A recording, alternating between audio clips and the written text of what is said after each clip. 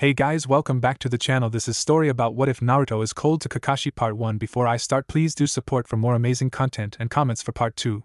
Do consider to subscribe my channel and share my video to your friends and check out the description as well. Let's start the video. You've been out here a while now. Naruto sat under the tree, staring at the graves in front of him. Even buried halfway in the ground is a headstone. Zabuza's sword came up to about his standing height. Kakashi Sensei had inscribed it with a kunai in far more graceful writing than Naruto thought possible. Then again, he was a ninja. It read Zabuza Momochi fell as a true shinobi. Any who read it might think the man fell in a mission, or against some skilled foe. The reality was a more fitting end for the man, Naruto thought. Kakashi told him about the blade's regenerative properties when introduced to blood. If anyone stole the blade and used it, which was very likely in the ninja world, the inscription would likely disappear. Still, Naruto thought it a good gesture. They've had me thinking for a while now, Naruto replied. Kakashi, leaning on the other side of the tree, his book open and a hand in his pocket, raised his gaze over his shoulder. Anything your sensei should be concerned about? Kakashi said. Naruto shrugged. Kakashi walked around the tree, kneeling beside him, laying a reverent hand on the freshly packed mound of dirt. This is your first time dealing with a death, even if it was an enemy's rather than an ally's. Kakashi said.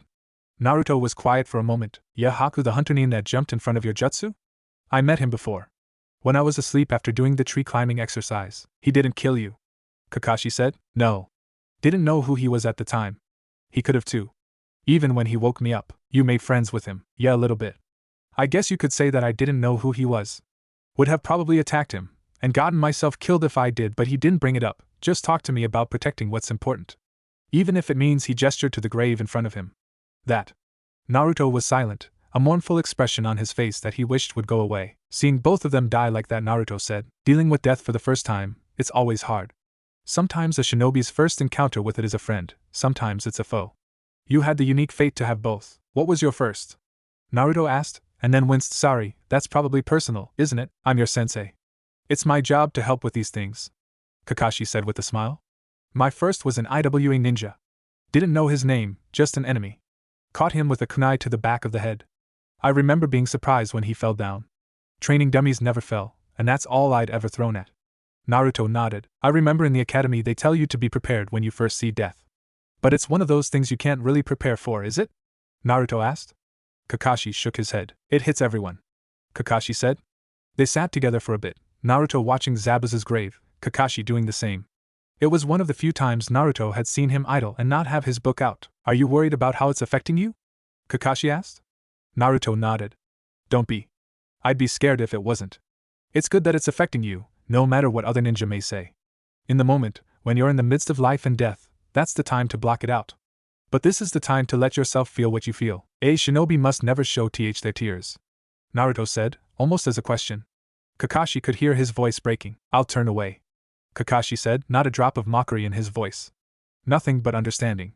Naruto's face scrunched up as he nodded, his eyes already watering, and as Kakashi turned, he heard his student let out a string of choked sobs. Kakashi let him get it all out, listening to his student weep. They sat together for a while, Naruto just crying, Kakashi just being there for him. Eventually, he wiped his eyes, sniffing. Is it harder than this? When you're the one doing it? I don't know by experience, Kakashi said, turning back and resting a hand on Naruto's shoulder. My first encounter with death was also my first kill. But I've heard from others that it helps prepare for your first a lot. Naruto nodded. He never had that help. Naruto pointed to Haku's grave. He hated killing. That's why he never went for the kill. With you and Sasuke? Kakashi asked. Naruto nodded. I just got really lucky. Him being my first enemy, didn't I? If it was anyone else? I think so, Naruto. Kakashi sensei, I need a lot of help, Naruto said. Kakashi could hear the desperation in his voice. The disillusionment with his own abilities. On the bridge, me and Sasuke couldn't touch him. Not once. I was pinned down, and I couldn't move, and Sasuke, even when he got his Sharingan, he could hardly defend me and himself at the same time. If he hadn't seen you about to kill Zabuza, and disengaged. You've seen people who are stronger than you before. But this is the first time you've seen, wasn't it? Yeah, the villagers, when they raided Gato's hideout? They found Haku's belongings. Naruto opened the backpack slumped next to him by the tree, and removed 3 scrolls, flashing them up at his sensei. They gave them to me as a gift. He had at least a dozen. I've only glanced at them, but the amount he knew more than me, the number of ways he could have killed me, that all went over my head, that I didn't even think about defending. I'm glad you're learning this lesson now, Naruto. Kakashi said. Don't think that's a knock on your bullheadedness either. Nobody learns this until they experience it. And given how dangerous our profession is, Not a lot of ninja get the chance to realize the reality of how lethal, how dangerous being a shinobi is until their last moments. In fact, you're the first on Team 7 to have learned it. Sasuke, he knows grief. He knows his life getting flipped on its head in a single day. But he only saw the aftermath of Itachi's work, not the process. And because of that, I could even say he knows helplessness, but not desperation. He gets stronger to avenge, not to survive. I need to get better, Naruto said. I've been thinking about it for the last week now, you know? If I want to survive in a world like this, can you help me? Naruto asked. Of course, Naruto, and Naruto could hear a difference in his voice now. Every time Naruto screamed for a cool new jutsu, every time he demanded to be taught something that would make him Hokage, Naruto could hear patience in his sensei's voice. Now, all he heard was understanding, acknowledgement. He wasn't a kid in Kakashi's eyes. He was a fellow shinobi trying to survive, just like him. Let me start with a basic rundown of your skills, a realistic one, not bravado. Naruto nodded. Physically, you're okay for where you're at in your career, but not great. Your speed and strength are both low to mid-genin. Your accuracy is similar. Skill-wise, you need a lot of refinement. Your hand-to-hand combat is academy level. You make up for it with Kage Bunshin, but imagine how good they would be if your hand-to-hand was at the level of Sasuke. Your chakra control is also high academy level, but only because of the tree walking exercise. Before that, it was much worse. That's the area that needs the most refinement. I don't know your skills in dispelling genjutsu, as I've never put you in one, but I take it you don't know any? Naruto nodded. Right, so that needs work as well. I don't want you thinking that you don't have strengths though, Naruto. You have a great asset in terms of chakra. Your pool is bigger than a lot of jonin I know. The problem is you can't take advantage of that. As it stands, your shadow clones run you out of chakra at about the same rate that a genin with regular reserves would using D and C rank techniques. I'm not saying don't use them, but I am saying if you had those D and C rank techniques, your ability to spam them instead would make you a monster for anyone in your age range, and to get those D and C rank techniques down, Naruto said, you need chakra control. Kakashi finished. Far more than you have now. It's why the first thing I've taught you is tree walking. Other than the teamwork drills I've had you guys doing so you can be somewhat effective in the field. But back on your Kage Bunshin, it's your primary weapon, but because your skills are lacking in all the other areas, it's not nearly as effective as it could be. Your greater strengths come in two forms. The first is deception and surprise. You took my lesson of underneath very well, Naruto. The henge feint with the windmill shuriken you used against Zabuza was something I would use in a battle if I thought of it. That's a great skill. Too many ninja rely on straightforward fighting. Those are the ones that get taken down by people like you. You even showed it in the bell test, when you used the charging clones as a diversion to sneak up on me. That brings me to the second strength, your stealth. You snuck up on me in the bell test. My surprise then wasn't feigned. I'll admit I wasn't taking you seriously, and if I had, I'd likely have seen you coming. But that doesn't detract from your feat. That being said, I've only seen you employ stealth that one time, so I'll ask, do you think your stealth is good? Naruto took a moment to realize that the urge to shout in the affirmative that he would have felt a week ago was missing. Instead, he seriously thought about his answer. Yeah. I'd say it's probably better than a lot of others in my age.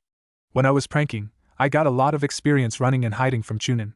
They always caught me at first, when I was 6 or 7, but it got a lot easier as time went on. Did you wear your orange then? Got the jacket when I was 10. Before that, I wore a white t-shirt most of the time. So it's been about 2 years of pranking with this on. Both are noticeable colors, especially at night. I'd recommend switching to a darker color when we get home. You'd find stealth would come even easier, right? I've always wanted to stand out. I guess that's the opposite of what a ninja should strive for. Kakashi nodded. Do you think we could come up with a training regimen? Of course. Now that we've identified your needs, we can build them in a way that complements your strengths. You talked about C and D rank techniques. Do you think you could teach me one, Sensei? I'm not asking for something powerful or flashy like I always ask for. I want something smart. Something that fits my skills. Something I can master and build on. Kakashi smiled at him. He didn't tell his student how long he'd been waiting to hear that. Tell you what, Naruto. You proved to me you're serious by doing those boring chakra control exercises, and I'll teach you a jutsu. How about that?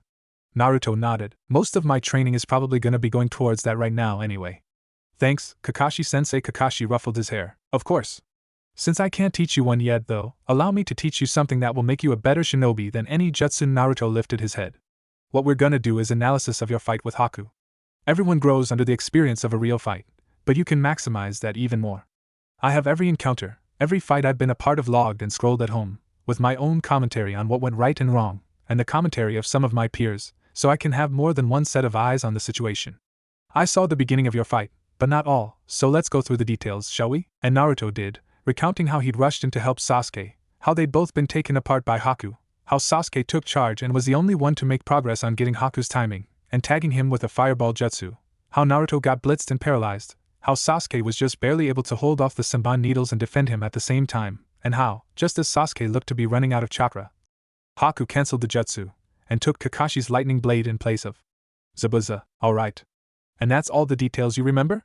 Naruto nodded. Okay. Let's go chronologically. Naruto took out a spare scroll, and some ink and a brush, waiting for his sensei's breakdown. First, your strategic thinking needs a lot of work. At the beginning of the fight, I noticed that you'd made an entrance when you finally got to the bridge. This takes away a surprise element you could have used. When the enemy doesn't know where you are, that's an advantage, and giving that away without getting something in return is the same as tossing your kunai pouch away at the start of a fight. There's no reason, and you just take away a potential tool you could have used. Same thing when you ran inside the ice mirrors. You corralled yourself and allowed the enemy to trap you. That gave away your potential mobility, and the ability to attack from multiple angles alongside Sasuke. It only gave the advantage to the enemy. When you got in the mirrors, your immediate focus should shift to getting out, not attacking the enemy. You were fighting on his ground, with his advantages. We tried later, Naruto said after we realized that fighting wasn't an option. Sasuke tried a lot of things, and I followed his orders, but it didn't work. What could I have done differently? Naruto asked. Kakashi smiled. Let me hear your ideas. This is part of the analyzing process, after all. Naruto thought for a moment. When I tried to get out, I just tried to run with no plan. I could have used Kage Bunshin, and had them all run in different directions, maybe even had some henge as Sasuke so he could try and get out too, or Naruto stopped, then face-palmed. I could have just substituted with something outside the mirrors. Don't knock yourself too much on that one, Kakashi said. Part of what makes Haku's ice mirrors possible is Zabuza's hidden mist technique. Your surroundings were obscured, so without a clear line of sight on a substitutable object, the ability to substitute becomes impossible, but your first points were a good plan. So, in the moment, how do I think strategically like that? It comes with practice, lots of it, but the basics of strategy are to take into account your advantages, and your disadvantages, then come up with a plan. Let's take your battle, for example. What were your advantages and disadvantages at the start? Well, when I first got there, like you said, I had the element of surprise. Sneaking up on Zabuza was probably not an option, but Haku might have been manageable. Naruto took a moment to swallow his pride, had a stronger teammate to fight alongside with. One with more destructive jutsu. I could have tried to sneak up on Haku with a clone, and maybe get him in a hold so Sasuke could finish him with the fireball. Or try to wait for a moment of vulnerability when he was fighting Sasuke. It's a good plan. Sasuke was the most likely to take Haku down. Supplementing him should be your focus, Naruto nodded. He didn't like hearing it, but this wasn't about pride. This was about what let you live in a situation. Whether he had his feelings hurt wasn't even part of the equation, was something that important. Yeah. Haku was faster, stronger, and had the bigger repertoire than me. Sasuke was a closer match. The only way we could win in a 2-on-1 is if I had supplemented him as best I could. Good. Admitting that already shows your head is where it should be, Naruto. Confidence builds a ninja, but pride slays him. I want you to continue going through each part of the fight yourself, reflecting, thinking what you could have done better. Write it down and bring it to me when you're done. You could do the same with Mizuki as well. Kakashi stood. When we get back to the village, I have some scrolls that could help you. I'll swing by your place. Study them, and Haku's scrolls. They'll help you quite a bit. Naruto nodded. Already, his head was filled with a desire to get better, to master himself.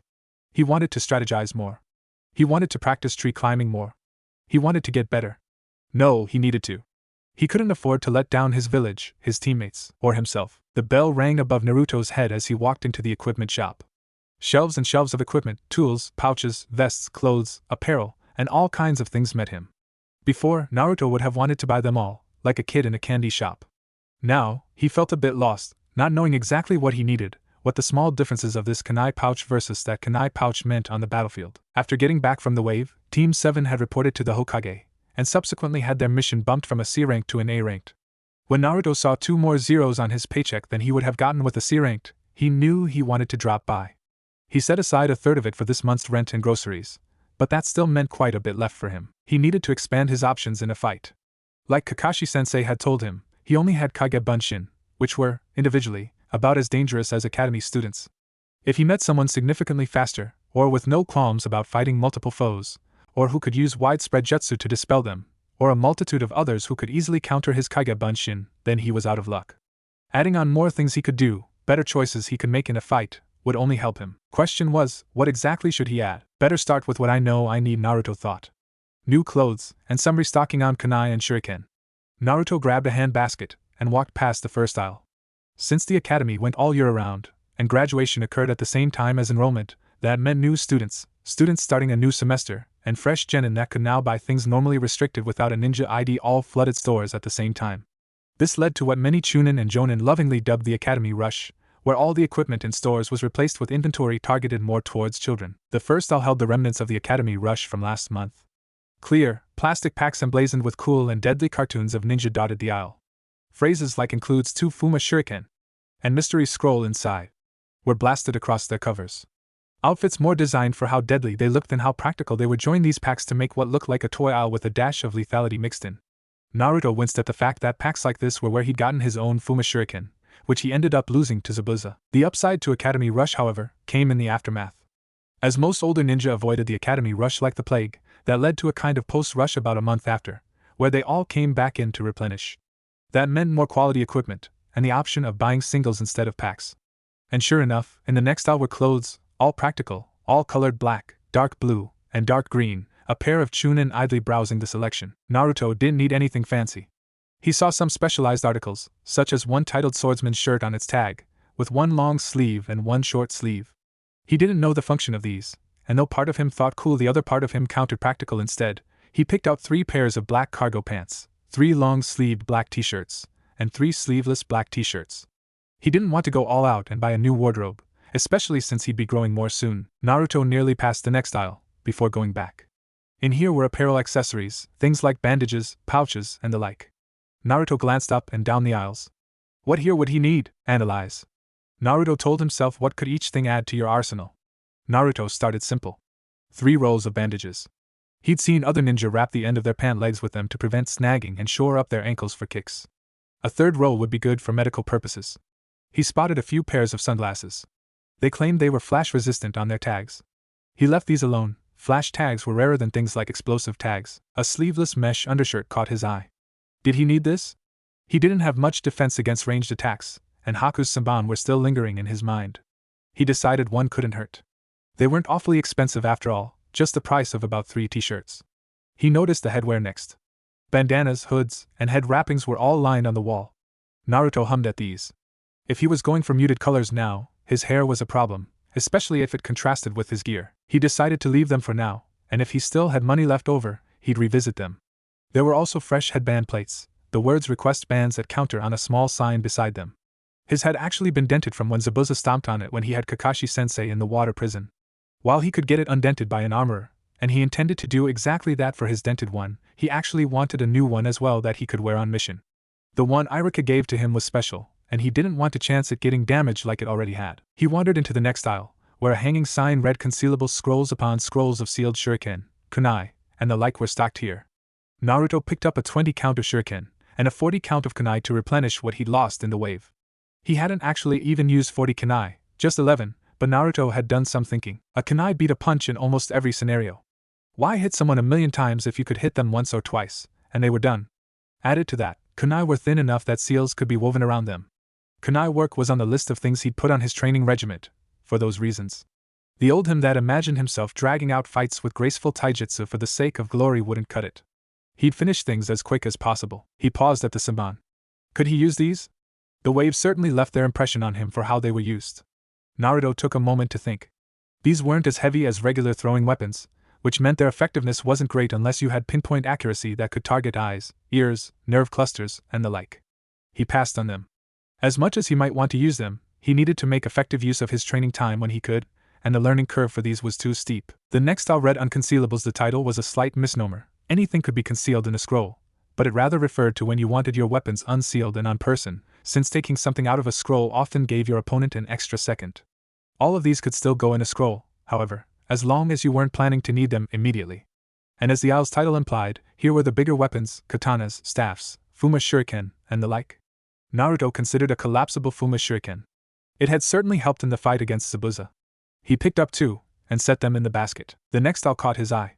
Toxins and antidotes. He definitely wanted one of these, but the problem was that he knew nothing about poisons or venoms. Words like bucane cardiotoxin, brown recluse necrosis, and bivalve mollusk paralytic went right over his head.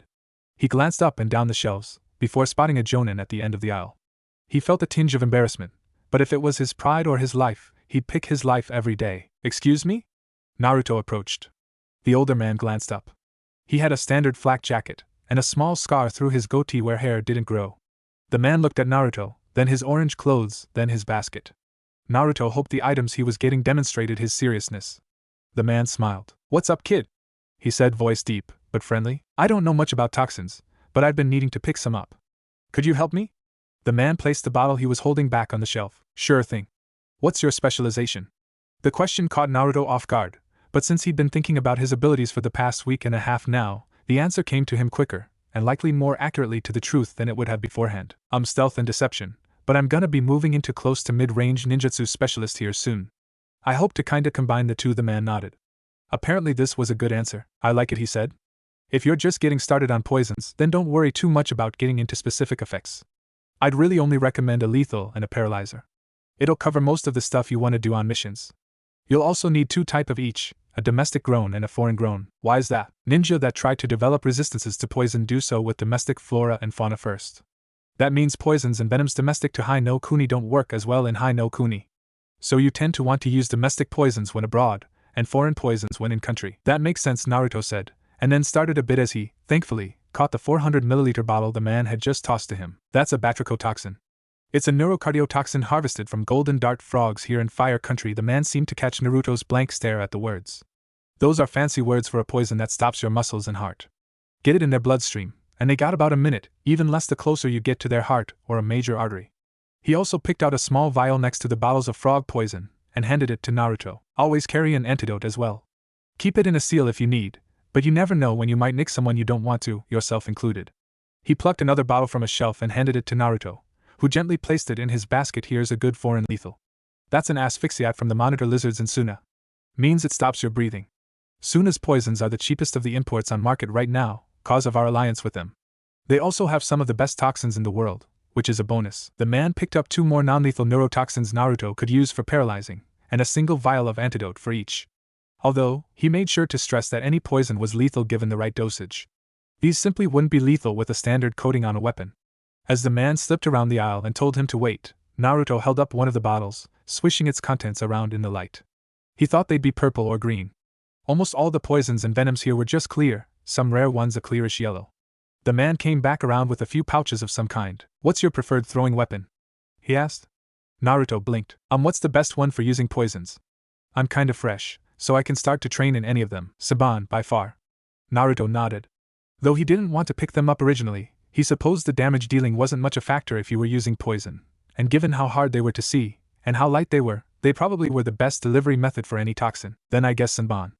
The man knelt down by Naruto, and fastened some kind of cloth carrier with 6 small holes on the top around his right thigh. "Oh, guess I shouldn't presume. You right-handed?" Naruto nodded. "All right. This is a wet sheath. It'll keep your saban coated and ready to use." The man pulled a saban from a pouch, and stuck it in one of the small holes at the top.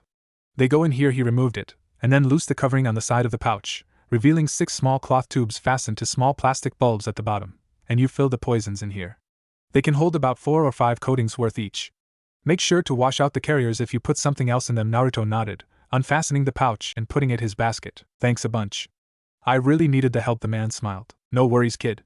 Best of luck." Naruto ended up picking out a few more items, namely being a 40 count of saban to pair with his poisons, black sandals since his current navy ones wouldn't match his new outfits, a flat knife that he could keep in the bandages around his ankles, a pack of explosive notes, and a small sealing scroll to keep traveling gear and combat equipment that he didn't want encumbering his person. He made a mental note to seal his Fuma shuriken and antidotes close to the top, if he needed them immediately. Finally, he picked out 2 small slips of paper that apparently told you your elemental affinity. Though he needed to work on chakra control first, it wouldn't hurt to know it all. By the time he was at the cash register, he remembered the headwear in the clothing aisle, but decided it was too much of a hassle to go back and pick up, especially since there were 3 others behind him already waiting. "ID please?" the cashier said. Naruto plucked it from his wallet, sliding it across counter. She picked it up and examined it, before sliding it back to him. "Quite the selection of items you choose. Did you miss our sales a couple weeks ago? We still have some bundles you might save money on, if you're interested." "I'm good, thanks," Naruto said, helping take out each item as the woman punched their prices into her calculator. "Would you like to keep the blue from your other headband?" she said as she lifted up the new forehead protector, "or do you want a different color? Might as well fit the theme and say black." Naruto replied. "Could you remove your headband?" she asked politely. Naruto complied as she wrapped a length of black cloth around his forehead, cut it with a pair of scissors, and set it on the counter. She flipped over the protector to its blank side, and took out a brush. "What's your ID number?" 012607. Naruto counted off. As she brushed them in, set the cloth on top the headband, took out a small handheld puncher, and punched the cloth in at each corner, each punch giving a nice chink. She handed it to Naruto, who tied it around his head, and slipped Irika's headband in his pocket. "Your total is gonna be 60,205 Rio." That was about 3/4 of his remaining money, which he forked over. The woman sealed the items in a small travel scroll, save one of the papers that Naruto elected to carry, and handed it to him. "Thank you for your business." "Thank you?" Naruto said. He slipped the scroll in his pocket, eager to change when he got home, and stepped outside, leaning against the wall as he looked at the square piece of paper in his hand. He smiled. The guide in the store told him that the effect would vary given his elemental nature. He hoped for fire. That was most likely, given where he lived. It would give him some long-range jutsu to add to his repertoire, and hopefully add some punch to what his clones could do. He made a single-hand seal, focusing his chakra as he closed his eyes, and waited, slowly drawing his chakra up to the paper, which moved like molasses through his coils. When the finally made it, he opened his eyes, and looked. The paper split in half, and then both sides went soggy. He had two. Wind and water. That was apparently really good. Few people, other than Jonin, had more than one unless they practiced a lot at. Naruto's breath drew in. The two soggy pieces in his hand slowly went rigid, as the water droplets on them started to sheen over. Frost coated them both as a twirl of cold fog, like breath on a cold day, twirled up at him. His mind flashed to the bridge, to Haku, to the deadly Kekkai Genkai that she employed against them, and that apparently ran through Naruto's veins as well. It appeared that he also, somehow, carried the curse of the Yuki clan. It appeared he had the Hayatan bloodline. "Show me." Naruto slipped the chakra paper out of the pocket of his black cargo pants, holding it up between finger and thumb, and concentrating as he closed his eyes. A few seconds passed before the paper split, both sides turning soggy. Naruto wondered for a moment if his original showing outside the store was just a fluke. Maybe some kind of leftover chakra still on his body from his encounter with Haku leaked onto the paper, if that was possible. But no. The halved slips slowly turned cold, freezing onto his fingers, chilling them. Kakashi Sensei held out a hand as Sasuke and Sakura watched on in surprise. Naruto peeled the papers off, and handed them over. His sensei lifted them to the light. Iridescent sparkles glittered off the ice crystals on the paper. He handed them back to Naruto, who didn't quite know what to do with them. He simply let them drop into the stream beneath the bridge they were on. "Well," Kakashi said, "if the Hayatan bloodline were to pop up in anyone with no explanation, I suppose you'd be the most likely candidate in Konoha. And that's not a remark on your unpredictability either. The Uzumaki clan originally comes from Yuzushiobikure, an island near Mizunokumi, which is where the Yuki clan lived. The bloodline purges started just a little before the destruction of Yuzushiobikure.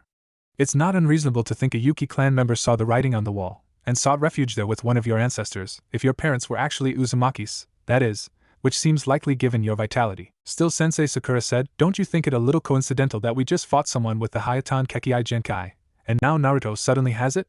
You don't think he, I don't know, somehow stole it from that hunter Nin, do you? No such ability or jutsu exists that could steal or copy a Kekkai Genkai, and we have no way of knowing whether he had the bloodline beforehand, since he never tested his chakra nature.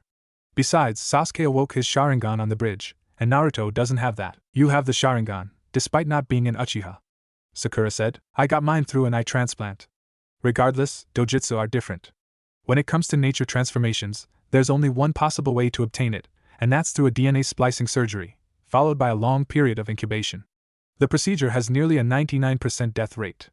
To even do it, you need a large DNA sample from a Yuki clan member, which isn't exactly easy to find. I haven't ever had a surgery before," Naruto said, "or woken up on a surgery table with unexplained stitches." "Still, though," Sakura said, "I don't really see an issue." Sasuke finally spoke up. Sakura glanced over to him. "Another bloodline will only help us become more efficient in the field, and benefit us as a team. You saw the hunter Nin use Hayatan, Sakura. This is only good for us." Naruto was surprised to hear Sasuke standing up for him. Besides, when it comes to Naruto, he needs all the help he can get. Ah. There it was. "So what now then?" Sakura asked. "Are you gonna teach Naruto how to use Hayatan, Kakashi-sensei?" "For now, it's business as usual. I can't teach Naruto how to use Hayatan, as I can't use it myself.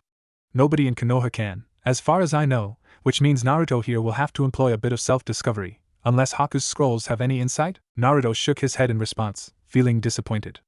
As soon as he got home last night, he'd skimmed over each scroll to see if there was anything on Hayatan, with no luck.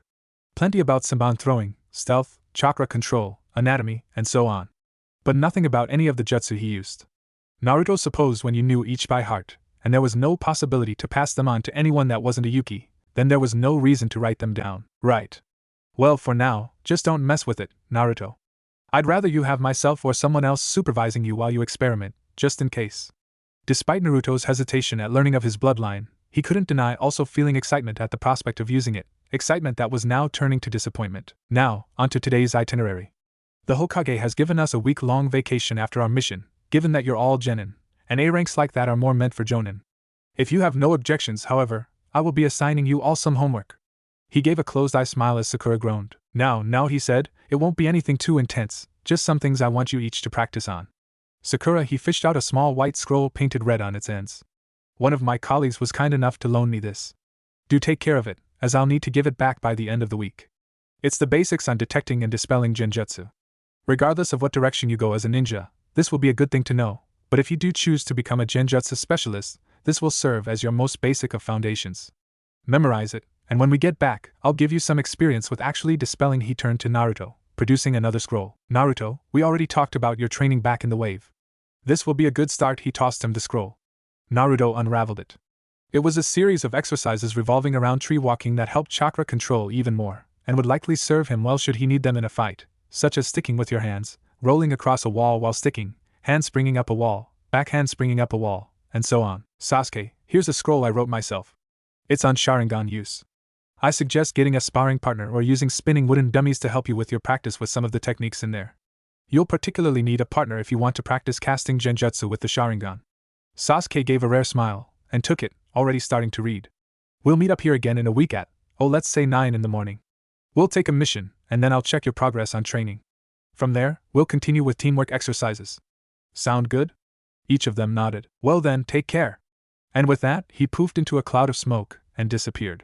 Naruto had wanted to ask him about how to improve his diet, and had waited until he was done, but it appeared now he wouldn't get the chance. He didn't even know where the elusive Jonin lived. He looked over at his teammates.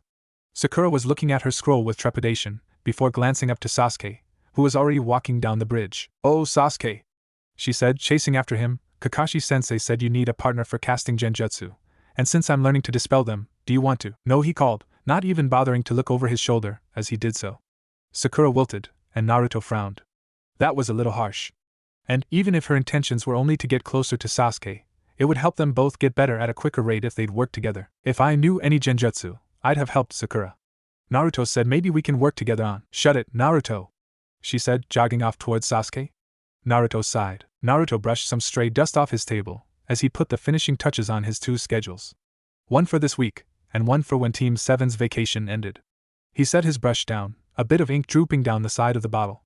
The sky outside was just turning a morning twilight, which meant there wasn't much natural light drifting through the window, so he had to lift his scroll up off the table to read it well. Mornings would start the same each day. Wake up, shower, and breakfast at 8 to 9. Then a 30-minute jog as he made his way to the training ground for his warm-up. If he made it before the 30 minutes were up, then he'd do laps around the grounds. 9:30 to 11 would be chakra control. He'd spend 30 minutes on regular warm-up, just running up and down the tree, and then 2 hours of the special exercises from Kakashi Sensei's scroll. He'd break for lunch from 11 to 12:30. Another 30 minutes to get back to the training grounds, and then it was sparring practice with clones for an hour. He needed to get better at using kunai in hand-to-hand combat, and since he could literally make training partners, this seemed a good way to practice. He'd likely be pretty tired at that point, so after sparring, he'd practice throwing and accuracy from 2 to 3:30, which wouldn't take up much energy. 30 minutes for Saban, 30 minutes for kunai, 30 minutes for shuriken. From 3:30 to 5, he'd study from Haku's scrolls. He wanted to pick up as much info as he could, and Haku's scrolls were a treasure trove just waiting to be used. From 5 to 6:30, he had dinner, and then, after making it back to the training grounds, from 7 to 9, he had more chakra control. He had the idea earlier of combining tree climbing and sparring. This is where he would try it, but he needed to get good enough first to be able to just walk up the tree or stand if he wanted to spar. As it stood, he still needed the momentum of running to make it up a surface, so until he got good enough, he'd likely just practice regular chakra control in this slot. After this week, his schedule would change. Mondays, Wednesdays, and Fridays were the same, as Team 7 didn't meet on those days unless Kakashi Sensei specifically scheduled something. On Sundays, Tuesdays, Thursdays, and Saturdays, however, his team usually met at 9, did a mission, had lunch, and did another mission. They were usually done at 3 or 4, so Naruto decided on those days he'd practice chakra control until 5 or 6, eat dinner, and then do more chakra control via tree sparring for an hour or 2 after. Hopefully by next week, his chakra control would be good enough to so. Naruto smiled. Back in the wave, Kakashi-sensei had given him pointers on making a schedule, and one aspect of his development as a ninja, ninjutsu practice, was absent because of him. Kakashi told him that he already had chakra reserves at around mid-jonin level. However, because the only ninjutsu Naruto knew was Kage Bunshin, that made using it excessively a detriment. The Kage Bunshin took quite a bit of chakra, which made spamming it similar to a reserve exercise used to increase one's chakra pool. Since Naruto only knew Kage Bunshin, this basically meant that every time he had spammed it the last month, he was ever so slowly giving his chakra pool a decent workout, increasing it drip by drip. By the end of the year, he likely would have been at low Kage level, had he only used Kage Bunshin. Normally this wasn't a bad thing, as almost nobody disagreed with having more chakra. Normally, since Naruto had almost no chakra control, however, this meant increasing his reserves would only set him up for failure. Starting from scratch to develop chakra control with Jonin level reserves was already quite the hill to climb. Doing so with Kage level reserves was a near insurmountable mountain. But if he developed good control, and then increased his reserves and control at the same rate, then he would be okay. He could still use Kage Bunshin, of course, and he intended to. He simply couldn't pump them out by the dozens every day. Naruto thought on these things as he gathered up Haku's scrolls, and the scroll Kakashi-sensei had given to him, and stuffed them in his bag. He was looking forward to finally making some progress, finally developing into a ninja this week. Who knows, he might even get Kakashi to teach him that jutsu a bit sooner than he thought. He slipped on his sandals, locked his apartment door on the way out, and jogged off to the training grounds. Iruka-sensei, Naruto called. The man in question turned, smiling as he spotted Naruto, shirt stained with sweat, jogging over to him. Iruka hadn't changed much in the 6 weeks since Naruto last saw him without a mission's desk between the two. His hair was still in a ponytail, still wore the same flak jacket, still had his big brother smile on his face. He was stood at the doorway to a restaurant, a hand on his hip. Naruto, Iruka said, cocking an eyebrow. I'd have thought you'd be with Kakashi today. Not skipping again, are you? He looked him up and down. Nice change of clothes, by the way. Thanks. No, we're off this week after our last mission. Got back 4 days ago. I was meaning to ask how that went. Care to talk over dinner? My treat. Naruto nodded, and they walked into the restaurant, an open grill barbecue, and were seated shortly thereafter. He picked up his menu, scanning the items. So, I heard the mission went a bit pear-shaped. I figured with Kakashi as your sensei, though, I wouldn't need to be too worried. Yeah. Our client, Tazuna? He hired us for bodyguard protection while he built a bridge, but neglected to tell us he'd be receiving more resistance than just bandits. What kind? Naruto was about to answer, but the waiter appeared. Oh, Iruka said, I'll get the koji salmon. I'll take the same, Naruto said. The waiter scribbled them down, muttered what Naruto assumed was right away, and then departed. I think they have ramen. Are you sure, Naruto? Yeah, trying to eat a bit healthier, Naruto said, but anyway, we ended up encountering some missing ninja. That's some bad luck for your first C rank. Kakashi take care of them? Yeah, 2 Chunin and a Jonin, and a bloodline user the Jonin picked up and trained. Me and Sasuke. Sasuke and I, Iruka interrupted. Naruto grew a playful smile. Right, so me and Sasuke fought the bloodline user. Picked us apart. Would have taken us down, but he disengaged to take a killing blow for the Jonin at the last second from Kakashi-sensei. Some mission. They bump it up to a B rank? Naruto nodded as the waiter brought out plates of steaming food. He was skipping on major details to Iruka-sensei, such as the mission actually being an A rank, because he'd been trying to practice hiding his true skill, alongside other deceptions and things that could help him as a ninja. So he treated this encounter like a little game, see if he could hide things from Iruka. Yeah. I think it kinda opened my eyes though. Been doing a lot more training recently. Oh? What kind? A little this, a little that, Naruto said, slipping a cube of salmon in his mouth. Oh come on, don't go trying to be all cool on me. I'm your sensei, you know, I can help with this stuff. Naruto smiled, swallowing. Iruka wasn't making the whole hide info thing easy on him, mainly chakra control. Not much. I've been telling you that you needed to work on that for years now. Kakashi finally break through to you. Yeah. Taught us tree walking while in Nami no Kuni. Been expanding on that. Iruka raised a brow. You didn't say your mission was out of country. So you encountered foreign missing ninja? Naruto let out a curse under his breath. You knew I was trying to be elusive about details, didn't you? Well, when you make it so easy to pick up on, so, what really happened? Got bumped to an A rank. The Jonin was one of the 7 swordsmen of the mist, Zabuza Momochi. Iruka's mouth dropped, then he smiled. You nearly got me on that one. Good trick, using something outlandish to try and hide the real truth. I wasn't lying. A beat of silence passed over the table. You're not, are you? Kami, Naruto, you're lucky Kakashi is your Jonin sensei. I can count the number of other Jonin in the village that could keep up with the likes of him. Naruto gave a solemn nod to this. I wasn't joking about the whole opening my eyes thing. Seeing how outclassed I was? Made me realize how much work I have to do. I just hope I can get it all done before another Zabuza happens. Most ninja never face even one Zabuza in their career, Naruto, let alone multiple. Not unless we go to war. Just a stroke of bad luck. I wouldn't worry about it too much. Naruto simply stared out the window. The Kage Bunshin gave a loud pop as Naruto's kunai slipped into its armpit. A blast of smoky wind blew in his face where the clone's fist would have been moments ago. A clean kill, straight to the heart, but Naruto would have been hit if it was real. Naruto sat back in the grass, panting. He threw his head back to the sky, taking in deep, gulping breaths, before slowly coming to his feet. He lifted his fingers, forming the hand sign for a Kage Bunshin, the kunai spinning in a deft twirl between his fingers as he did so, and coming to a rest in his palm just as his clone popped into existence. He smiled. He was still 50-50 on not dropping the kunai when he did that, but at least he wasn't nicking his wrists and fingers every time he tried like he was 5 days ago. He'd been practicing weaving hand seals with kunai when his hands had free time, whether it was while he was jogging, while reading scrolls, or anything else, and the results were starting to pay off. The clone wove through some hand seals, transforming into an unremarkable teenager, maybe 15, but notably with a longer reach than him. Naruto needed practice fighting against different reaches. He also needed to find some dull kunai that his clones could practice on him with. As it stood, he'd only been practicing against enemies without weapons. Naruto panted, falling into his semi-invented stance. Reading Haku's scrolls, alongside experience in spars, meant that Naruto quickly found a number of good tips on fighting with knives, the number one tip being that there was 2 ways to fight with a knife. The first was with the knife in your lead hand, Naruto's left, which gave it a lot more speed in things like cuts and stabs against arms and torsos, but left you quite a bit more open. The other way was to fight with your knife in your rear hand, Naruto's right, which allowed a lot more defense and control with your lead hand, and power in your stabs. You were also less likely to be disarmed. Naruto had been favoring the later against hand-to-hand opponents, but he imagined the former was better when facing off against another blade, as it allowed for parries, cuts to the arm/hand wielding the knife, and so on. As it stood now, he simply chose the rear hand option, blade in a forward grip close to his chest, left hand forward and open, ready to grab. Reverse grips on a knife were better for cutting and hooking around things, and he favored them when using the knife in his lead hand, but straight grips were better for stabbing and general knife dexterity, which he preferred in his rear hand. The clone bounced on its feet, before weaving and closing in. Naruto backed up, slipping out of the way of a left hook. That was one disadvantage to his stance. If he wanted a straight grip, then guarding the right side of his face was a bit harder, as evidenced by the thankfully small cut on his cheek from 2 days ago when he blocked the left roundhouse with his forearm, and had his kunai dug a little into his face. He remedied it by using his left arm as a post, holding it out.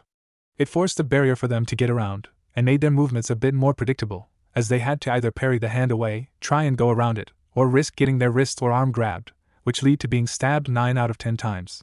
Limiting the amount of ways an opponent could attack made their options a bit easier to respond to. Naruto's nose was grazed by wind as a follow-up jab nearly touched him.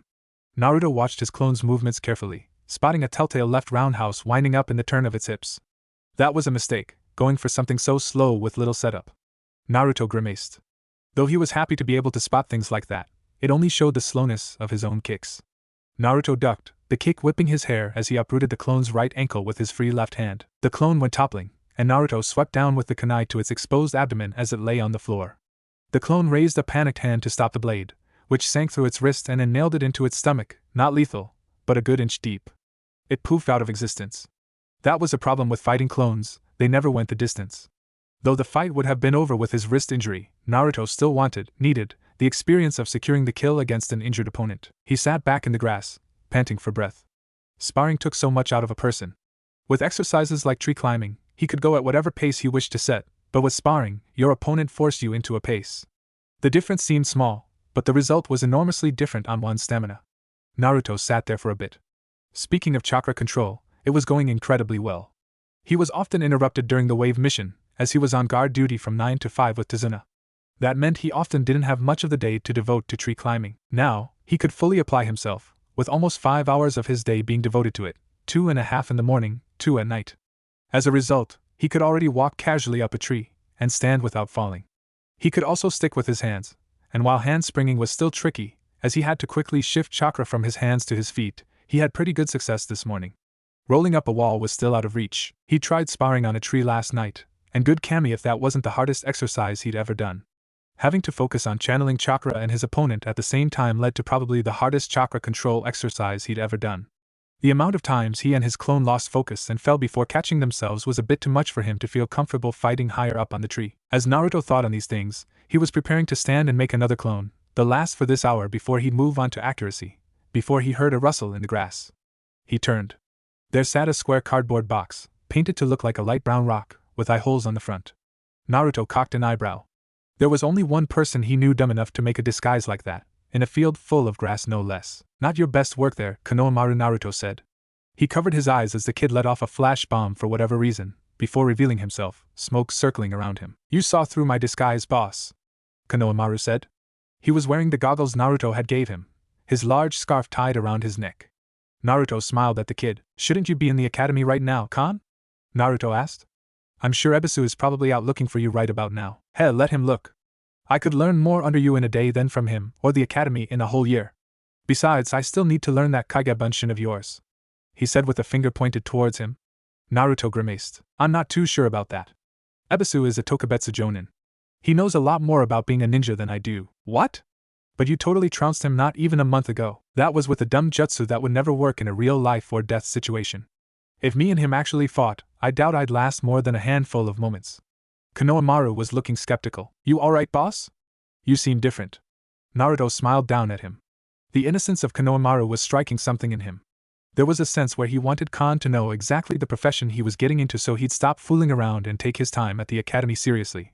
But there was another part of him that wanted to preserve that innocence while he had it. Let him be a kid for a little while longer. Besides, he figured with someone like Kon, no amount of talking would really make him see. He'd likely need that same experience Naruto had, which wasn't coming anytime soon. Just been taking my career as a ninja a bit more seriously. Naruto stood, stretching. Who were you fighting just now? You totally destroyed him. How'd you make him puff up into smoke like that? If you thought I was actually facing an enemy, you should have ran to tell someone in the village, and you especially shouldn't run out in the open if you don't know whether he was dealt with, Naruto said with a smile.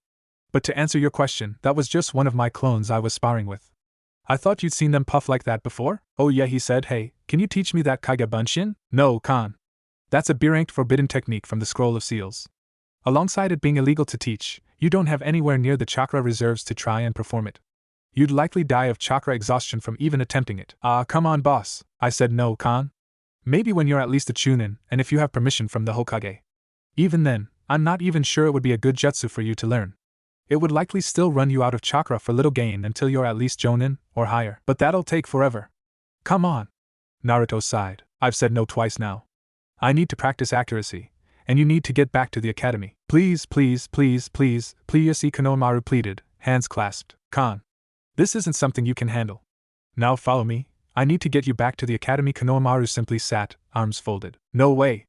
I'm not going anywhere till you teach me this jutsu. Come on, Kon. Don't be like that. That doesn't sound like you teaching me Kage Bunshin, he said, nose up, eyes closed, a frown on his face. Naruto thought for a moment, and sighed. Konohamaru thought it sounded like a sigh of resignation, because he looked up, hopeful. Naruto wished it was a sigh of resignation. He didn't like what he was about to do. He flicked his head in the direction of the village. Alright, come on. Follow me. Wait, what? You're gonna teach me? Sure. Need to take you to a private training grounds to do it, though. It is illegal, so I can't have anyone seeing me teach you. Konohamaru jumped for joy, and the two set off on the road leading back into the village proper. Naruto walked with his hands behind his head, Konohamaru trying to imitate him. So how many clones does the jutsu let you make?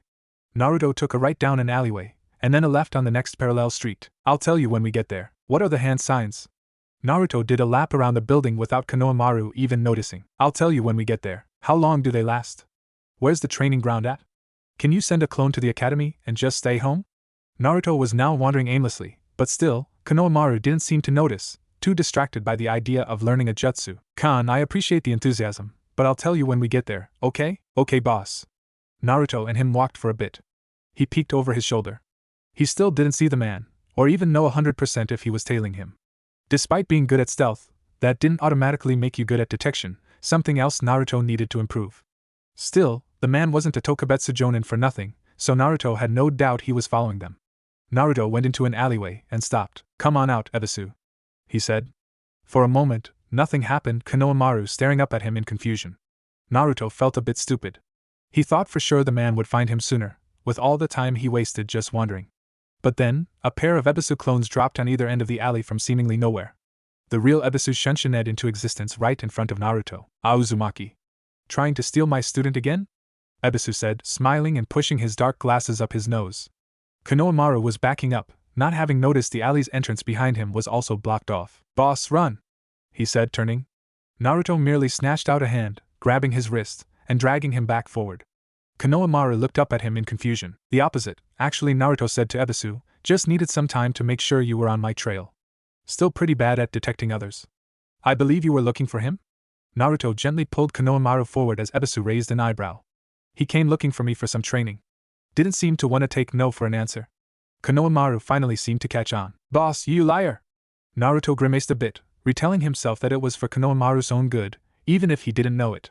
He'd rather have Khan mad at him for a week and alive because of that extra hour of studying than friendly with him and dead. I see, Ebisu said, and this isn't some perverse trick, like last time? Naruto shook his head. On that note, I'd like to apologize for all that. I've been trying to take being a ninja a bit more seriously. I hope this is a good gesture. Ebisu studied him for a moment, frowning. Accepted. He said after a moment, I do hope your change lasts. You could be a splendid ninja if you applied yourself. He laid a hand on Konohamaru's shoulder. Come, honorable grandson. Konohamaru wrenched his arm out from Ebisu's grip. He turned to Naruto. To think I thought you were cool, he turned, walking in the direction of the academy as he took off his goggles and threw them aside. Ebisu's clones flanked him on either side as he entered the street, and Naruto and Ebisu watched him go. Despite my initial hesitation with your influence, he was taking his studies a bit more seriously after encountering you. I do hope this doesn't revert him back. Hopefully not. Naruto said. I'm trying to tell myself it's for his own good. It is. You made the right choice. Ebisu said. Your mission to the wave has been all over the rumor mill among those with high enough rank to read the briefing. I assume your change is its work? Naruto nodded. Then I wish you the best in your endeavors. If you need a favor for this, I'm open. Anything reasonable, of course. Naruto thought for a moment. Actually, I might cash that in now. You have any tips for rolling up a tree? Been trying to get that one down, and I've been having trouble with it. Ebisu smiled. First, do it on a smooth wall. Bark is much more rough on your skin, Naruto smiled back. Second, there's a good trick to it. Most try to force their chakra to stick along their back and then into their feet by manually moving it along their skin. Instead, try to focus the needed chakra, and roll it in your network at the same rate you roll physically. If you get the timing down, it will stick for you. However, if you're looking to improve chakra control, I'd actually recommend doing it the manual way during training. Since it's the harder method, it'll improve your control even more. Makes sense. Thanks, Ebisu. He turned, and then turned back. Oh, almost forgot. Khan was trying to convince me to teach him the Kage Bunshin. I said no, of course, but I wouldn't put it past him to try it on his own. I'd keep an eye on him in case he does, of course. Thank you. And then after a moment's pause, he added Naruto. He shunshined away, leaving a cloud of smoke. Naruto turned, making his way back to the training ground. It was strange. He tried so hard to be recognized before the wave as a ninja, as a legitimate person. Now it seemed the moment he dropped that in favor of actually applying himself as a ninja, the recognition came. He smiled. It felt good. Naruto, would you stop? Naruto paused his practice as he looked down at Sakura, who was upside down from his current vantage point. He'd been walking in a circle around the support arch of the bridge, all while weaving hand signs with a kunai in between his fingers. It got particularly tricky when he was upside down, like he was now, and pausing had caused his kunai to fall spinning from his hands. He snatched it back out of the air before it could fall on his teammates. Sakura seemed even angrier at his near mistake. Not like Kakashi Sensei's gonna be here anytime soon. Might as well get some practice in, Sakura? Naruto said, resuming his walk. You're just trying to show off, aren't you? Sakura said, pointing an accusatory finger at him. Right, Sasuke? Sasuke ignored them both. See. He agrees. Naruto stepped back onto the floor of the bridge, his bangs falling back in his eyes as he did so. He frowned, flicking them away with his finger. He wanted to try wearing his forehead protector on his bicep, since he'd seen many other ninja do so, but with his hair constantly in his eyes, he was probably gonna switch back. I don't think he said anything, Sakura. He didn't need to. Besides, you're just ignoring the original point. Well, a new voice said, I see my students are as friendly as ever. Kakashi sat atop the arch Naruto had just been doing laps on, book open, a knee up and his other foot dangling back and forth beneath him. Sensei? Sakura said. You're not as late as you usually are. It's only been 30 minutes. If you'd like, Kakashi said jovially, flipping a page of his book, I could leave and come back in an hour or two. What? No. It's just unusual, Naruto finished. Kakashi slipped off the arch, landing without a sound on the wood bridge. Naruto had to find out how he did that. Well, today's a bit special. I hope you all enjoyed your vacation, got lots of training done. Naruto said. I saw. Well done, Naruto. Now, we were going to simply go get a mission today, but the Hokage has requested to see our team. More specifically, you, Naruto. Why me? Naruto said, thinking to anything he might have done wrong. The closest thing he could think of was making Konohamaru mad, and he doubted that was even on the old man's radar. Just some things regarding your recent developments. Oh, Sakura said, you mean his heel? Yes, Kakashi said that. Let's not say it out loud until we get to the Hokage's office, shall we? Naruto frowned, and Team 7 followed. The trek to the tower had Naruto a bit on edge. He didn't think he was in trouble. It was more likely the Hokage just wanted to ask some questions about his bloodline. It wasn't every day one just popped up in a ninja, and they were quite valuable for a village. Still, even if he'd done nothing wrong, he couldn't quite help but feel like a kid getting called to the principal's office. Upon reaching the Hokage's office, they were allowed in by his clerk, and the door was shut behind them. The Hokage was smoking his pipe, his crystal ball in front of him on his desk. He seemed to sense Naruto's nervousness, as he sent him a reassuring smile. Ah, Team 7. Excellent. He set down his pipe, reporting. Lord Hokage, Kakashi said, his book away. Hiruzen nodded at him. Yes. First things first, your mission for today. He reached beneath his desk, pulling a scroll. I believe a D rank should suffice. You will need to paint Mr. Akura's fence, as it's been getting rather chipped lately. Kakashi approached, taking the scroll, and putting it in his pocket. Yes, Lord Hokage. Now, on to our second matter of business. I've heard you've made quite the discovery, Naruto. He said, opening a drawer. Would you mind being kind enough to demonstrate it for me? He held out a slip of chakra paper. Naruto approached, and took it. He focused his chakra, forming a seal as he did so. After just a second, the paper split, both sides becoming soaked, and then freezing over. Naruto brought them to his mouth to puff some hot air on his fingers, desticking them from the frozen paper, and handing them to the Hokage. As I thought, he said, examining them. Naruto stepped back in line with the rest of Team 7. And you discovered this a week ago? Yeah, Naruto said. Thought I'd use the pay from the wave mission to pick up some supplies, and decided to grab some chakra paper on a whim. I see. Have you told anyone other than Team 7? Naruto took a moment to think whether he told Irika a few days back while at dinner. He didn't think so. No, he didn't. He'd been doing the whole hide info thing, and he'd probably remember his sensei's reaction if he did. No, just Sakura, Sasuke, and Kakashi sensei. And have either of you told anyone? Hiruzen asked. No sir, Sasuke said. Sakura, however, looked nervous. Well, I think I might have told my mom. Is that okay, sir? As long as she hasn't mentioned it to anyone else. Hawk? In a blur of movement that didn't even kick up wind or rustle the papers on the Hokage's desk, a Hawk Mastambu was by his Hokage's side. Do visit the Haruno residence on Hana Street, and inquire to Ms. Haruno if she has mentioned Naruto's bloodline to anyone, would you? Yes, Lord Hokage, the Umbu said, disappearing as soundlessly as he came. The third saw Sakura's concerned expression. Don't worry too much, Sakura. Even if your mother told, she's not in trouble, nor are you. Sakura seemed to relax. I'd much rather that she has not, but things are not unsalvageable if she did. Old man? Naruto asked. Is there a problem? Potentially, if this can't be kept under wraps, the Sandaime said, picking his pipe back up and taking a few puffs. What do you know of the Hayatan bloodline, Naruto? It combines wind and water elements together to form ice release, he said. Do you know where it originates? Mizuno Kuni, right? Correct. Do you know anything about the bloodline purges that occurred in Mizuno Kuni? Just that they happened. Not much else. Then allow me a bit of a history lesson. Mizuno Kuni, for nearly the last 2 centuries, has been plagued by a series of civil wars. Nearly 75 years ago, a popular movement began in response to this endless stream of bloodshed called the Bloodline Purges. You see, many elite shinobi in Kirigakure were tasked with rebellion suppression on a regular basis. Kirigakure was also host to possibly the highest amount of unique bloodlines in all the ninja villages. As a result, few of their regular shinobi could climb the ladder to the higher ranks, as the best of the best all had the advantage of a bloodline, catalyzing their development as ninja. Since these elite ninja were almost exclusively bloodline users, and the elite ninja were almost exclusively tasked with suppressing dissent, many began to view bloodlines as synonymous with bloodshed. As a result, much of the blame for nearly a century of war was put on those who used bloodlines by many of the people. But that's just crazy, Sakura said. They weren't responsible. They were just all in the wrong position cause of circumstance. Indeed. The Sandaime said, if only they listened to such wisdom. Unfortunately, there began a popular belief that if the bloodlines could be wiped out, then so could the civil wars. It did lead to nearly half a decade of relative peace, but it was foolish to think such a thing would end their strife, as this most recent civil war has shown. Regardless, mob mentality is not the topic of today's discussion. Despite the movement being one of the people, the government of Mizuno Kuni could not ignore one of the most uniting factors that had been seen in their country for the last century, and so capitalized for the sake of stability. The bloodline purges became sponsored by the daimyo himself. Now, With all that information being said, allow me to ask a question. What do you think Kirigakure thought of their daimyo outlawing the bloodlines of almost all their most elite shinobi? I guess they wouldn't like it? Naruto said. Hiruzen chuckled. An understatement, but yes. They did not like it. The Mizukage pleaded with his daimyo quite a bit, but was unable to dissuade him. The bloodline purges officially began, and many of Kiri's ninja were executed, while the rest fled with their families underground. However, the Mizukage did get his daimyo to approve a law that would soften the blow. If you are a shinobi village, what is your greatest threat? Other villages? Sakura asked. Indeed. And if other villages learn that you are suddenly getting rid of all your bloodlines, what do you think they would do? Probably try to capture someone with a bloodline, so you could start your own clan. Sakura said. Correct.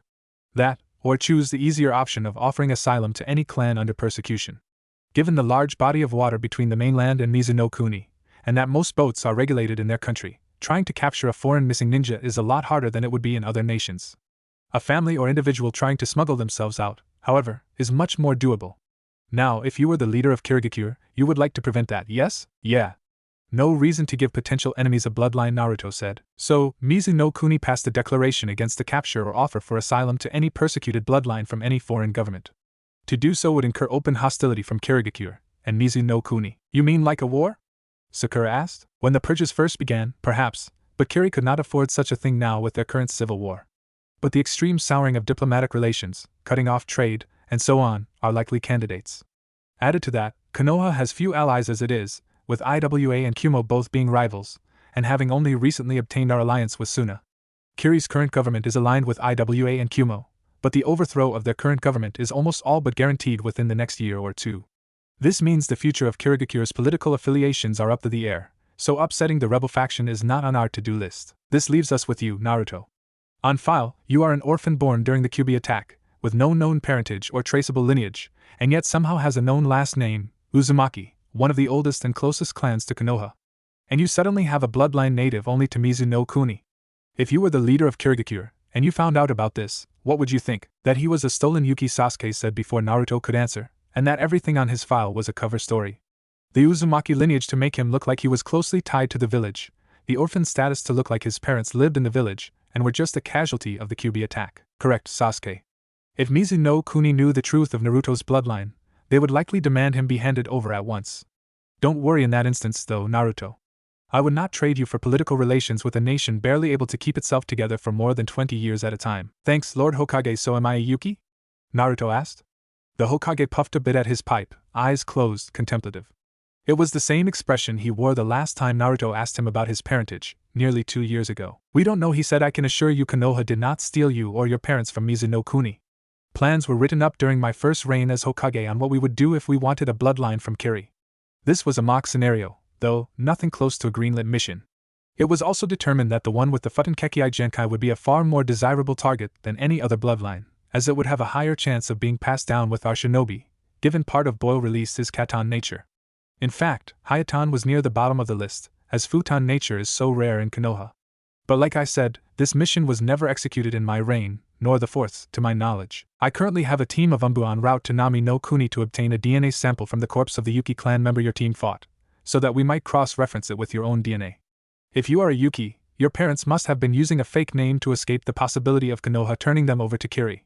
If you are not, well, I doubt it would matter, as Kiri would be unlikely to believe the true story regardless, even less so if we claimed we had no idea how a bloodline native to Mizuno-Kuni suddenly popped up in a supposedly non-Yuki ninja. So if I'm not, then how did I get it? We have a few working theories in that scenario, each more unlikely than the last. But before we go wasting time and resources, let us get the obvious answer, whether you're a Yuki, out of the way first. The Hokage glanced up as Hawk appeared beside him again. She claims to have not mentioned it to any known acquaintance, Lord Hokage. I informed her of the information's ranking, and her responsibility to keep it. Hawk said. The third nodded. Thank you, Hawk. You're dismissed. Hawk bowed, and vanished again. Ranking, Lord Hokage? Sakura asked. Quite. Given the sensitivity of the situation, the knowledge of Naruto's bloodline is now an A-ranked village secret until further notice. Revealing this information to others is, therefore, a punishable offense. So Naruto said, I'm guessing that means I can't use my bloodline then. I didn't say that, the Hokage said. Naruto perked up. Your bloodline makes you an incredibly important asset to the village, on par with Sasuke and his Sharingan. Here, since your descendants have the ability to start a clan. Not only would we be throwing away a valuable asset and not allowing you to use it, but also unnecessarily restricting your capabilities as a ninja in life or death circumstances. On top of that, research into your bloodline will need to start at some point. A future clan will need secret techniques, exercises, and so on, or they will all be stemming in the dark. To not start with you would only be wasting time that could have been spent taking your bloodline to new heights for yourself and your children. So, does that mean I can? Somewhat. We're walking a tightrope here, Naruto. We need to control risks as much as possible. You are cleared to use your bloodline in emergency circumstances, at your Jonin Sensei or current commander's discretion, or on missions that I or any other acting Hokage have cleared. If used against an enemy combatant, I implore you to secure the kill against him or her, that the information of your bloodline might not get out. Otherwise, your use of it, even in your daily training, is forbidden. Then how am I supposed to get good enough at it to use it? I'm currently looking into solutions. It is likely that we will need to give you a private location and instructor. But Naruto, I must stress the importance of your minimal use of this bloodline during these next few months, no matter how tempting it may be.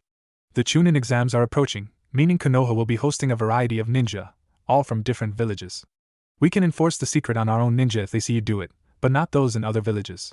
So do be careful. Will do, old man, Naruto said before being slapped on the side of the head by Sakura. Naruto, be more respectful. This is the Hokage, and he's talking about something super important. On that note, Kakashi said, are we dismissed, Lord Hokage? You are. Expect a messenger to be in touch with you soon, regarding training, Naruto. Kakashi nodded, and then handed their mission scroll to Sasuke. Sasuke, you lead the team to the Akura residence to paint that fence. I'll be joining you shortly. Sasuke nodded, as Team 7 filtered out of the room. The Hokage puffed his pipe as Kakashi listened for his team's footsteps to fade down the staircase. So is the Umbu squad on the way to Nami no Kuni real, or not? It is. Truth be told, Naruto could actually have Yuki blood, on either Kushina's or Minato's side. We know Minato's parents lived in Konoha. However, his grandparents are somewhat vague. It is believed they immigrated from a coastal village on the border of Kawa no Kuni and Kaze no Kuni, hence his futon nature, but it's not certain. Kushina's parents are a complete mystery, as most of the information on them was destroyed alongside Yuzushi Ogakure. Do you remember her or Minato saying anything about them? Kakashi thought for a moment. If I'm remembering right, and that is an if, I think Minato-sensei once said she got her red hair from her father. That would imply her mother had a different hair color, and so maybe wasn't an Uzumaki. Though I could be remembering that wrong, and he could have said hairstyle instead of hair color. The Sandaime didn't comment on this. Sir, Kakashi followed, if I may? Yes, Kakashi? The Sandaime asked. I have a recommendation. You could reveal his parentage, Lord Hokage.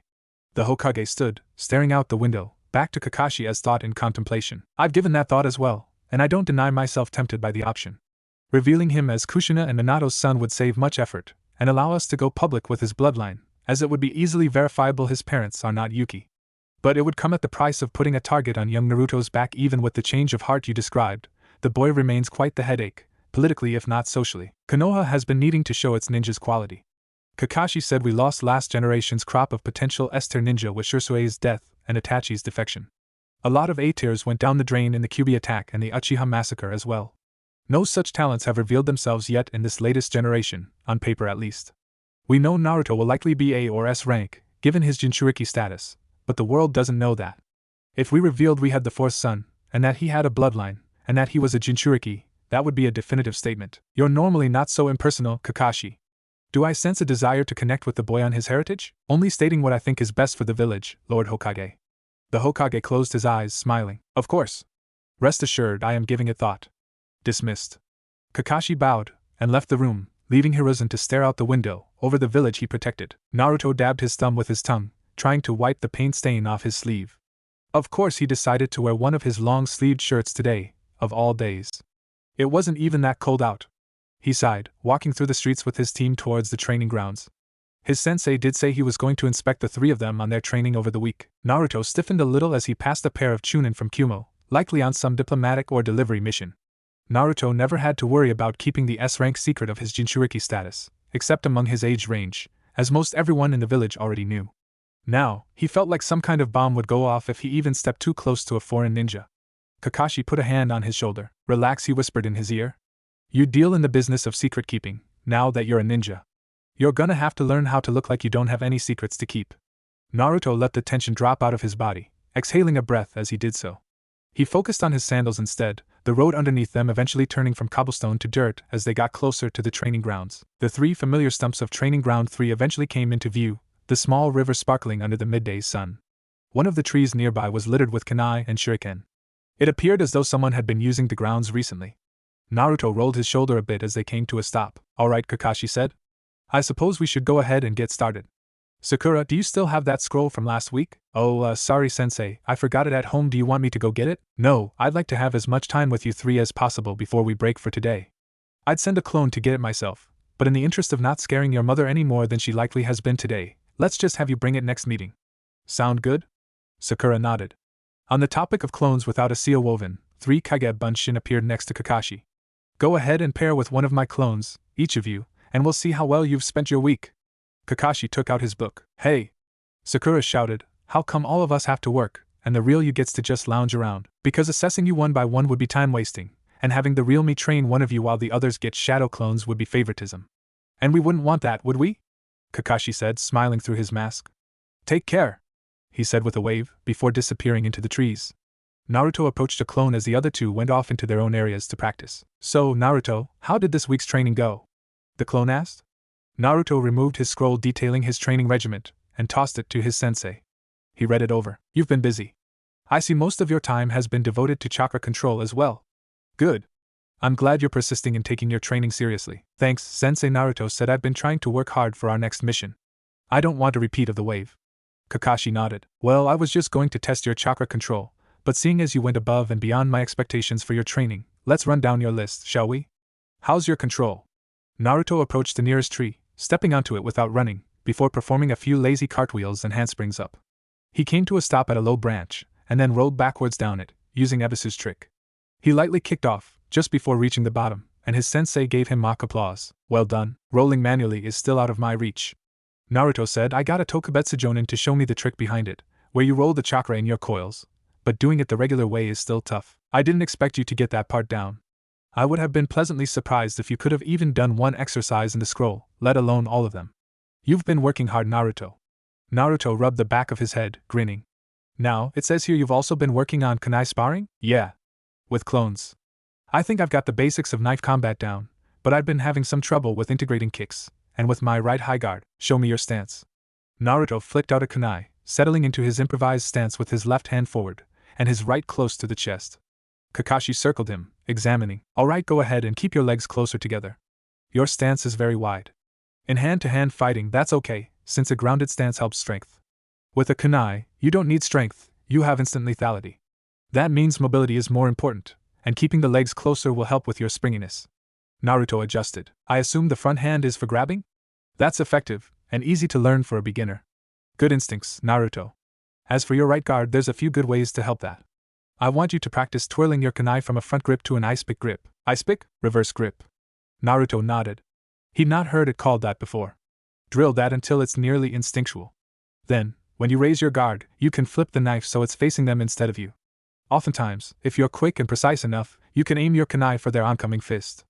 Go ahead and try it now. Naruto blinked, a bit surprised, then flipped his kunai into a reverse grip. Kakashi swung a back fist towards him, and Naruto raised his guard. The kunai let off a quick chink as it impacted against the metal plate on Kakashi's glove. Good, again Kakashi said. Chink. One more. Chink. Good. Kakashi said. Naruto flipped the kunai back around, falling back into stance with a smile. He liked that. He liked that quite a bit. He immediately wanted to start practicing flipping the kunai, instead of having it in reverse grip to start. Now kicks, Kakashi said. Go ahead and show me how you kick. Naruto bounced a bit on his heels, before lifting his lead leg, and swinging it in a roundhouse. Kakashi brought up a forearm, blocking it with little trouble. Naruto repeated with his rear leg.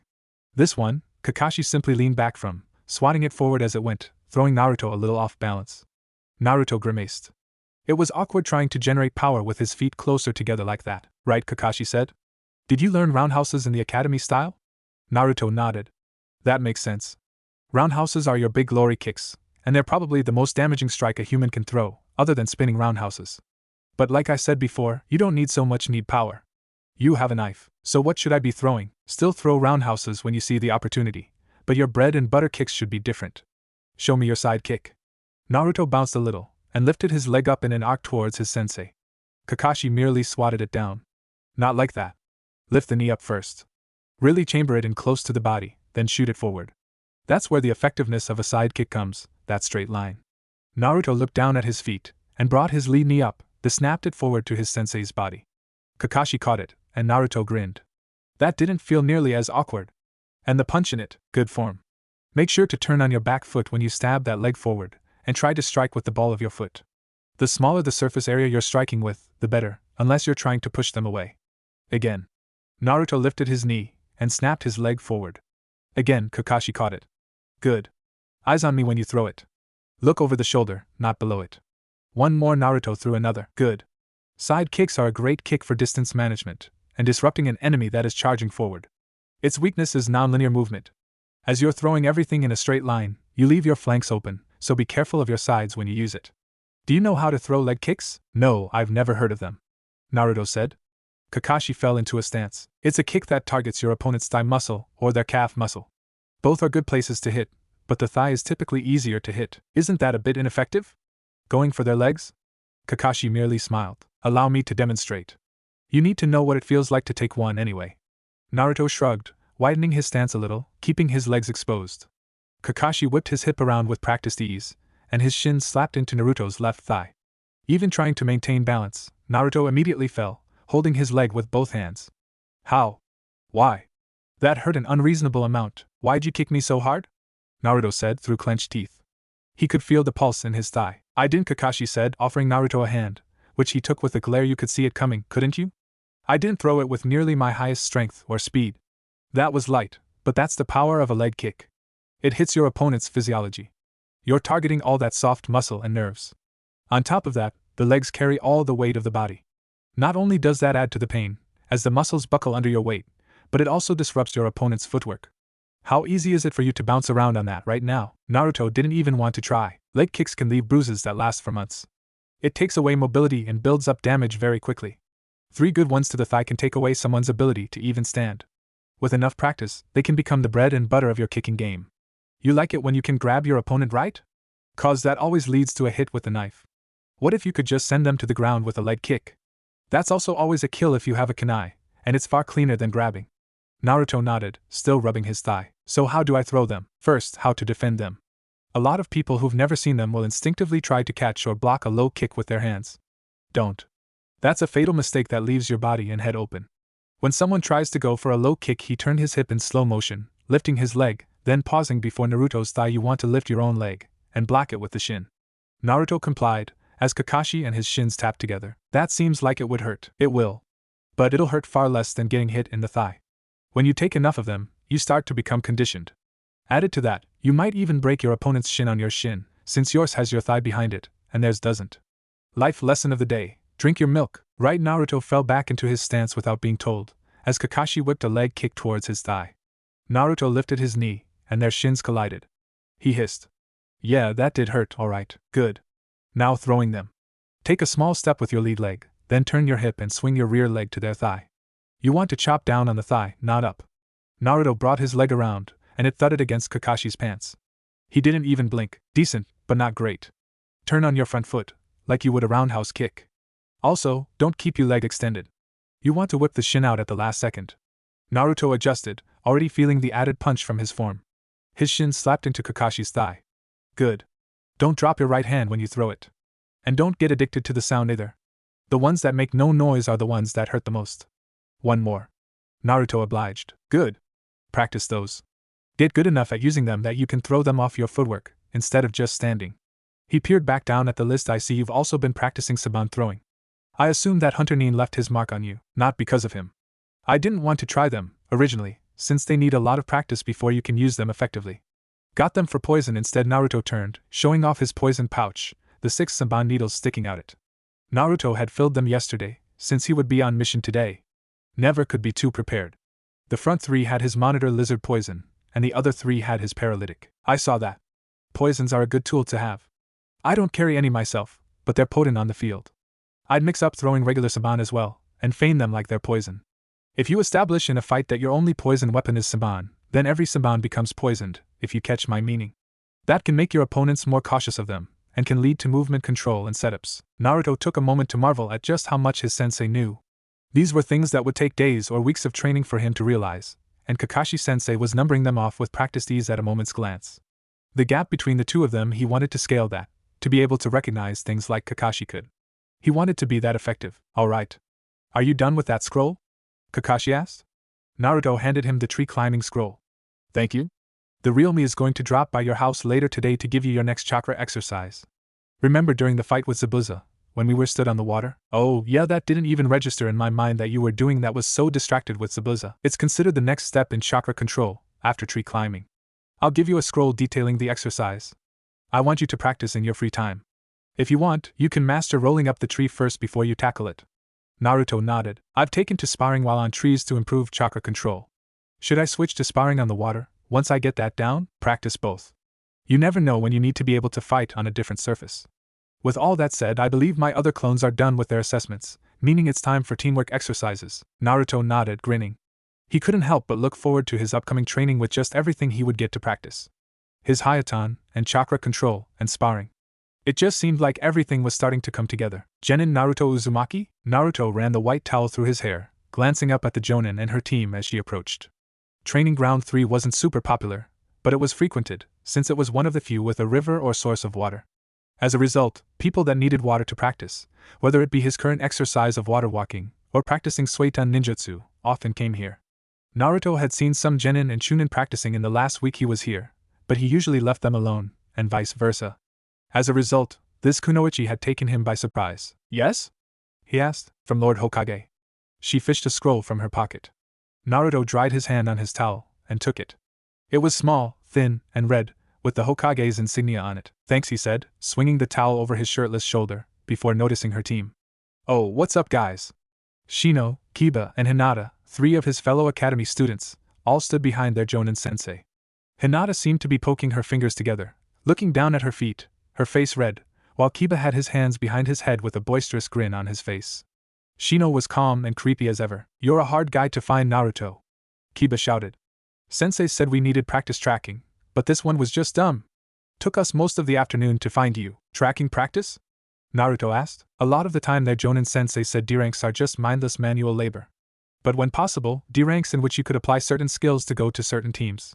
For a tracking and reconnaissance team like mine, hand deliveries to people who don't stay in one place are perfect. That made sense. Naruto guessed that was why catching Tora was such a popular mission, as you got to flex your muscles in tracking, search and destroy, ambushes, and so on. Still wearing that stupid orange IC. Why are you all wet? Kiba asked. Naruto took a glance down at his orange swimsuit. He'd neglected to buy a new one, since there was no reason to think he'd need a stealthy swimsuit. Even still, he'd think Kiba would spot his new clothes hanging on the tree branch over by the river. Oh. Chakra control practice. That earned a surprised look from their Jonin sensei, whose eyes flicked to the river then to Naruto's wet hair. Heh. Kiba said you're still on baby stuff like chakra control practice? I'll have you know that I've already mastered 3 clan jutsus since I've got out of the academy. And one is a C rank. Naruto felt a tinge of desire to tell Kiba he was able to perform a B-ranked forbidden technique, and that he had a bloodline, but no. Not only was it an A-rank secret, but also the Chunin exams were approaching, and giving either away would be helping a potential enemy. Just like Kiba was helping him now. And Naruto supposed the mature thing would be to not brag. Glad to hear it, Kiba. Hope you use them while in the field. Naruto said, earning a chi and a smirk from Kiba. He opened the scroll. Genin Naruto Uzumaki. Your presence is requested at the Hokage's office come this Friday at 6:30 a.m. in regards to your recent discovery. You are hereby granted permission to use Training Grounds number 51, when accompanied by an approved instructor. Signed, Hiruzen Sarutobi. Naruto had never heard of Training Grounds 51 as far as he knew. Konoha only held 50. He re-rolled the scroll, nearly stuffing it in his swimsuit pocket on instinct before remembering they were wet, and settled for just holding it. Thank you, Miss Yuhi. Kurinai. Miss Kurinai. Naruto finished. He stood, stretching a bit. He approached the branch holding his clothes, and slung his shirt over his head, and stuffed the scroll in his cargo pants pocket, careful not to wrinkle the Chunin exam application his sensei gave him yesterday. He intended to swing by the tower and drop it off today, even if he had 2 weeks before the exams. He folded his cargo pants, and swung them over his other shoulders, careful not to poke himself on the senban protruding from his wet sheath. Well? Kiba said. What's the thing say, Kiba? Kurinai said. Knowing isn't part of our mission. It's time to go. Ah, come on. It's no big deal. What does the Hokage want with a loser like him? Kiba, stop antagonizing our client, and drop it. Naruto looked over to the Jonin. Did she know? She likely had the clearance, since it was an A-rank secret. It's alright, like Kiba said. The info's not a big deal, Naruto said, reaching in his equipment pouch. His statement pulled a sharp look from Kurinai. So she did know. It's not actually from the Hokage, Naruto said, pulling his ID card out of his wallet, just the tower's administration desk. They want me to retake my ID photo this Friday. I may have dressed in clown makeup for my first one. Kiba took a single look at the card, and then burst out laughing. Ah, still the idiot and Naruto? I'd have thought lucking out with becoming a genin might have made you a little more serious about being a ninja. But I guess not. Yeah, I guess not, Kiba Naruto said, putting his card back in his wallet. Kiba Hinata said, I don't think that's very nice insulting Naruto like that, she said, eyes on her feet. Come on, Hinata. It's all just poking fun. Besides, it's Naruto. I did tell you what he was like on the way here, Sensei? Kiba said, bursting into another round of laughter. Kurenai, meanwhile, was looking Naruto up and down, as if searching for something deeper. You did, she said. Do see to it you arrive on time for that photo, Genin Uzumaki. Will do. Thanks again, Kurenai. Naruto plucked the scroll back off the grass, and then set off down the road back to the village proper. Kiba wiped a tear from his eye. Man, if I end up having to fight someone in the Chunin exams, I hope it's him. If his sensei was dumb enough to let him in, that is. Kiba said. I'd not underestimate him, Shino said, earning a surprised look from Kiba. I believe there's more to Naruto than meets the eye. Come on. Naruto? Give me a break. The guy's talentless, right, Sensei? Kurenai said nothing, merely watching Naruto's back with an appraising look as he walked back down the road. Naruto glanced up the road towards the village, spotting the telltale tuft of brown hairs sprouting off Konohamaru's head. What was he doing out here all alone? No, not alone. He was walking with two kids who Naruto did not recognize. Perhaps fellow academy students? Naruto smiled, running after them. Hey, Konohamaru! Kan turned, spotting Naruto, before frowning. So it's you, huh? He said, turning up his nose. You're not still mad about the thing with Ebisu, are you? That was 2 weeks ago, Naruto said with a smile. Ebisu made me train all day after the academy. I was sore for the rest of the week. He said, arms crossed, looking away from him. A sore body now is a healthy body in the field, Kan. Who are your friends? Nobody a liar like you should know. Kan said. I'm Moegi. I'm Udan. Nice to meet you, Moegi Udan. You go to the academy with Kan here? Hey! Konohamaru shouted, waving his arms. Don't just go introducing yourself to him. This is that guy I was telling you about that sold me out to Ebisu sensei, Udan said, adjusting his glasses. I dunno. He seems pretty nice to me. That's cause he hides beneath a friendly face. In reality, he's an evil liar. Konohamaru pointed an accusatory finger at Naruto, who raised a brow in return, still smiling. Alright. Naruto said, Kan, for what it's worth, I'm terribly sorry I stopped you from dodging your responsibilities. Could you please forgive me? Konohamaru folded his arms. I suppose, he said. Thank you, Kan. Now, if you teach me your Kage Bunshin, he followed, a greedy grin on his face. You're still on that? Not even a lot of instances you can use it in right now, not being a ninja and all. Hey! Konohamaru said, I'll have you know that just last week I got hassled around by some guy with a weird headband and makeup.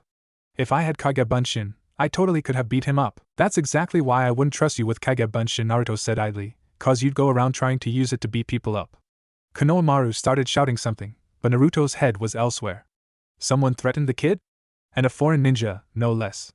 That was gutsy, considering who Konohamaru was, or rather, who his grandfather was. Must have been a foreign genin here for the Chunin exams, who didn't know who Kan was. Hey, Kan. Naruto said, interrupting whatever tirade he was on. Listen, I can't teach you Kage Bunshin, since I've yet to hear any announcements about it no longer being, illegal to teach.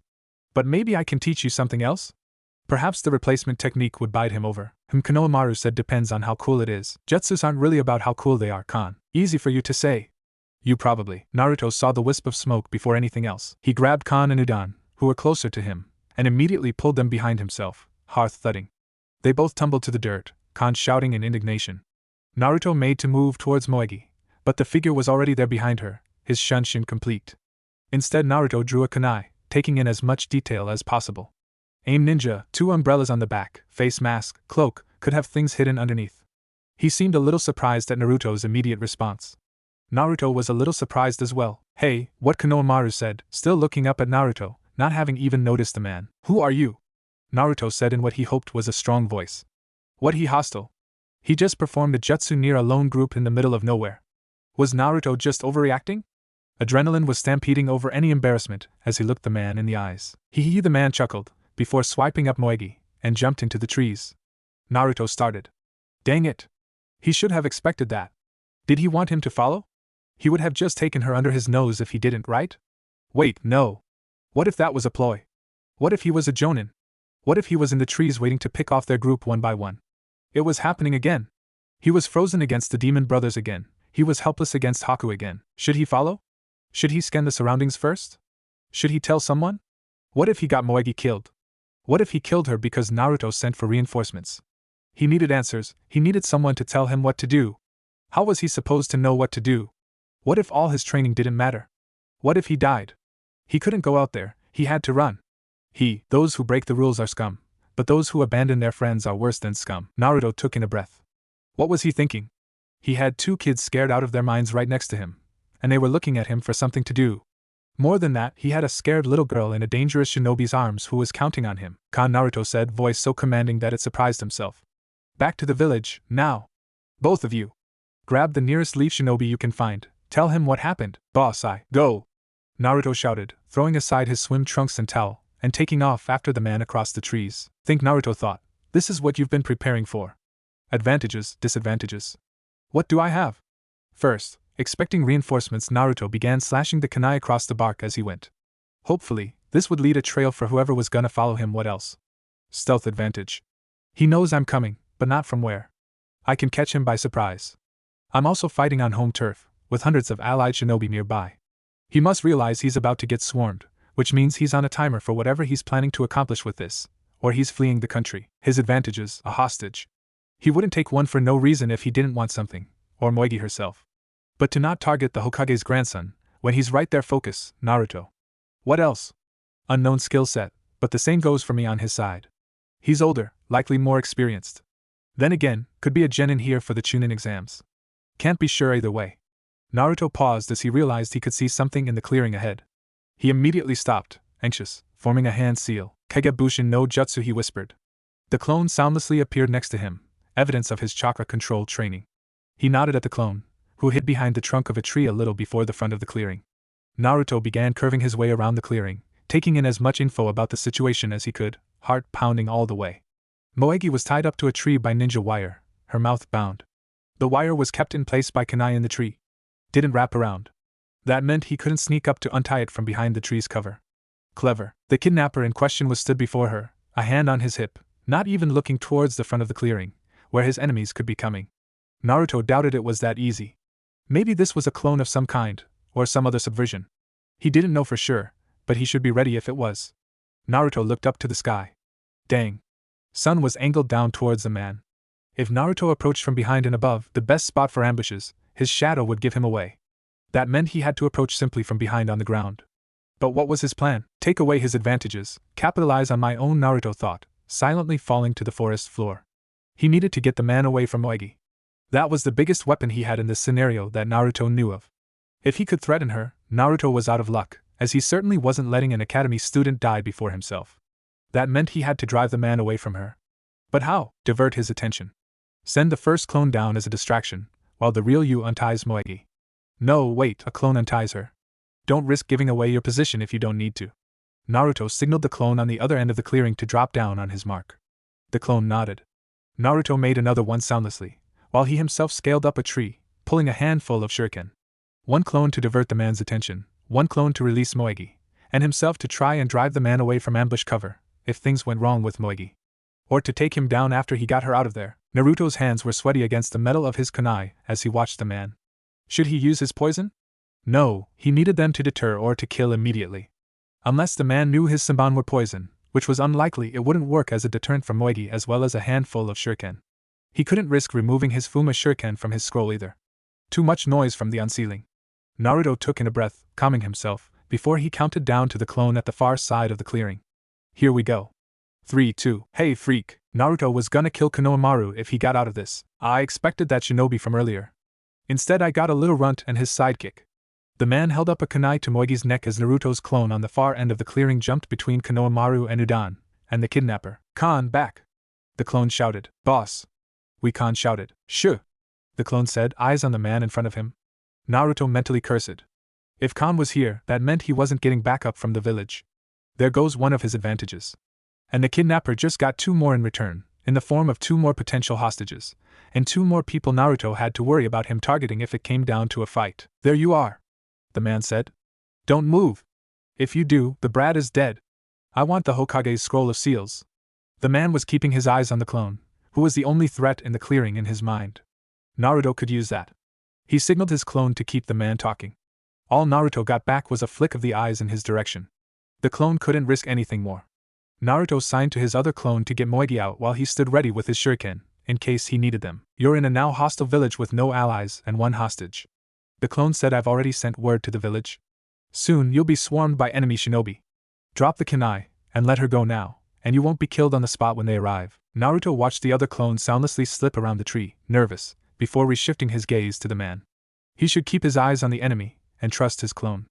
Not focusing on the enemy could let him miss something. Still, Naruto felt a bead of sweat roll down his cheek, as though his clone would mess up if he wasn't watching him. You're bluffing, the man said. You were all alone in that clearing, there was nobody to send. Besides, as if a genin like you could make promises on what your superiors could do. Now. The scroll, please. Naruto felt himself relax, giving a great mental sigh of relief as the clone slid beside him, Moegi in his arms, a hand on her mouth. Get her out, informed the village. Naruto signed. The clone nodded, taking off in the trees as Naruto looked back down at the clearing, an idea forming in his head. He soundlessly made another clone, this one weaving the hand signs for the henge as soon as it was created, before it turned into Moegi, dropping back down, and weaving around the tree. It rewrapped the bindings around itself as slowly and silently as it could. Even past his anxiety, Naruto felt some sense of accomplishment. He now had an advantage the man knew nothing about. Even if I'm bluffing, the clone said, you can't afford to call it. What do you get out of this even if it doesn't go my way? 4 dead leaf citizens, and a squad of elite Umbu tracking you all the way back to aim. Naruto wiped the sweat from his forehead. He still needed to take the guy down and get Kon and Udan out of here. He already proved he could sneak up on the guy. Maybe he cloud slip behind him and take him out. Wait, what if that was a ploy, and the man knew he was there? No, he wouldn't give away a hostage like that for nothing in return if he knew. I can assure you with certainty that I would make it back to aim far before they found your corpses, the man said. Naruto slipped a poisoned saban out of his wet sheath. The asphyxiate to the man's neck, then a kunai to follow. The Moegi clone could back him up if things went south. Wait, no? If this guy was here for the Chunin exams, he had a team with him. He may not be working alone. He should capture him. Paralytic it was then. Having seen your speed a second ago, the clone said, I can assure you with certainty that they'll get to you before you get to another country. I'll say again, drop the kunai and release the girl. Naruto slipped down the tree, approaching low and slow, paralytic Samban in one hand, kunai in the other. He held his breath as he approached, his pulse drumming in his head, anxiety coursing through his veins. I'll say again. Get me the scroa. Naruto's Samban slipped into the back of the man's neck, as Naruto rushed to immediately put the kunai under his throat. What did he do now? He still had the kunai. He had to make sure to force all his advantages away. That's a paralytic. 20 seconds, and you lose all major muscle movement. 30, and you lose the ability to talk. Drop the kunai. Now the man was interrupted as the Moegi clone took this moment to drop the henge, breaking through the bonds in a split second, before grabbing the kidnapper's wrist, which was far too slow at this point to stop him. He slipped a second kunai under his chin. The pair forced the man to his knees, the real Naruto now holding his other wrist and fingers with his free hand, just in case he could perform one-handed seals, as rare as they were. Not a word. You have 2 kunai to your throat. Any movement, anything that might sound like a jutsu, any slip of chakra through your coils, and they go in your neck. You're done. Drop the kunai. The man complied, his fingers twitchy as he did so, the kunai clattering on the grass below. Get them out of here, Naruto shouted to his other clone by Konohamaru and Udan. He nodded, picking them both up, much to Konohamaru's chagrin, before departing into the woods. And Naruto, the man said through clenched teeth in a very strained voice. Naruto paused the kunai that he nearly slipped into the man's throat as he registered that he just heard his own name. How do you know my name? Naruto said. I am Iaruka. Henge, don't drop it. No chakra, Naruto said, mind racing as quick as it could. Was it a trick? He only had a bit before the man's ability to talk was done. Think. What did Iruka say to me when I got my first headband? Open your eye. Why the man couldn't finish the sentence, but Naruto let the kunai off his throat, his clone dispelling. He let go of the man's wrist, which he now realized had been keeping the man kneeling, since Iruka dropped to the floor as soon as he let go. Even paralyzed, however, his chakra still worked. The illusion dispelled, revealing his academy instructor.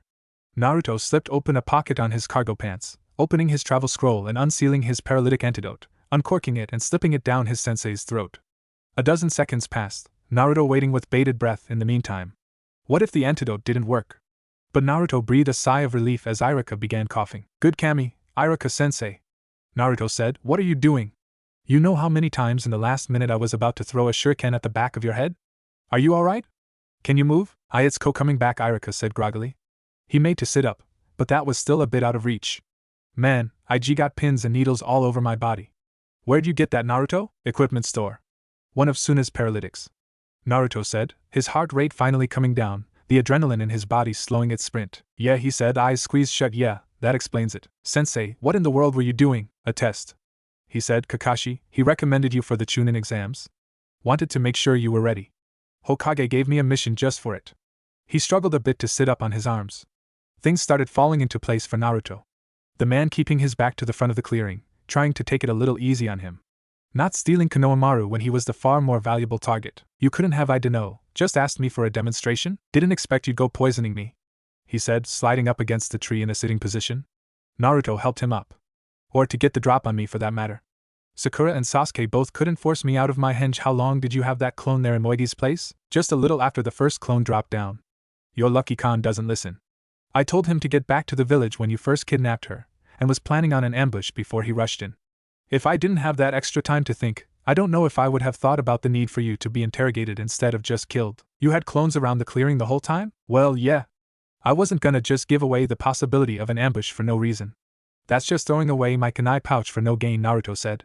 His sensei stared up at him, before letting out a light chuckle, laced with a few coughs. What's so funny, Naruto asked. Nothing, just how much you've grown, Iruka said. Naruto smirked. So I'm guessing I passed your little test then, considering I just outplayed a Chunin? Naruto knew his sensei hadn't been expecting near the showing he got, and had been taking it easy on him. Still, Naruto could help a little pride bubbling up in him.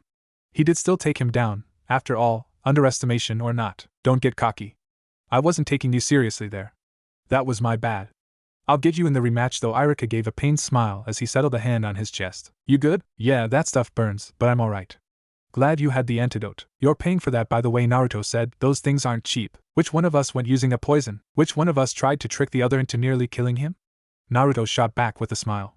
The pair looked up as they heard a ninja's voice call in the distance, the sound of sandals on tree limbs approaching them. Sounds like the reinforcements finally arrived. Naruto said. No, Iruka said as he sat up a little more. No, that's the sound of extra paperwork coming. Naruto was taken off guard as he registered what Kakashi just said. He wanted to use today to analyze Iruka's test with Kakashi, as that was the first real, or at least semi-real, combat situation he'd been in since the wave. But it appeared his sensei had other ideas. I haven't fully mastered water walking yet. You sure you want to teach me a jutsu, already? Naruto asked. They were stood in training ground 3, as it seemed Kakashi had taken to using their afternoons for training instead of missions since they got back from the wave. Just like before, Naruto was working with a clone. Yes, I'm sure. You've demonstrated dedication beyond what I asked for, Naruto. It shows me you're taking being a ninja seriously, not just for the sake of impressing others with cool jutsu. That's what I was looking for since you've become a genin. It shows a maturity a lot of others in your age range don't have. Naruto felt himself swell up with pride at Kakashi's praise. I don't get a lot of compliments, thanks, Sensei. Kakashi smiled at him. So, what do you got for me? I'm actually gonna teach you too, Kakashi said. Your plan is to become a mix between a ninjutsu specialist and a deception fighter, correct? These will help you get down that road. One of them will also help with your upcoming training. How so? It's a Suiton ninjutsu. Like I said before, I can't help you with the particulars of what you'll be learning here soon, but I can help you with nature transformations, which will give you a good basis to start from. I thought about giving you a futon 1 as well, to make 3, but I didn't want to overwhelm you. Take it from someone who knows as many jutsu as I do. It's better to master the few you know, practice them, and take them to their limits than to just get a jutsu down and move on to another. Right, Naruto said. Learning a jutsu wasn't just learning to do it. It was getting comfortable with it, testing it, knowing it like you would know a practice kick. So what jutsu are they then? First, a gift and a lecture. Kakashi reached in his equipment pouch and produced 3 thin blue scrolls. These are water scrolls. Unroll them, throw them on the ground, make the sign for ox and hare, and then stomp on it. It will release a good amount of water for you to use for any Suiton jutsu. If you want to refill them, stick an empty one in a lake or river, weave ox and hare again, and stomp on it again. He handed them over. Oh wow, thanks Sensei, not a problem. That leads to our next topic of discussion, which is why I'm giving you these scrolls in the first place. Suiton and Doton jutsu are fundamentally different from the other 3 nature transformations. Can you guess how? Naruto thought for a moment. No, how? Most people that use Katon, Futon, and Raiten jutsu do so by creating the element out of chakra. Suiton and Doton are both different. The ability to create water with chakra is possible, but incredibly taxing on one's reserves, and requires great chakra control. Creating small amounts that would be used in D or C rank techniques are possible for most ninja, but to create the amount of water needed for A rank techniques requires incredible mastery.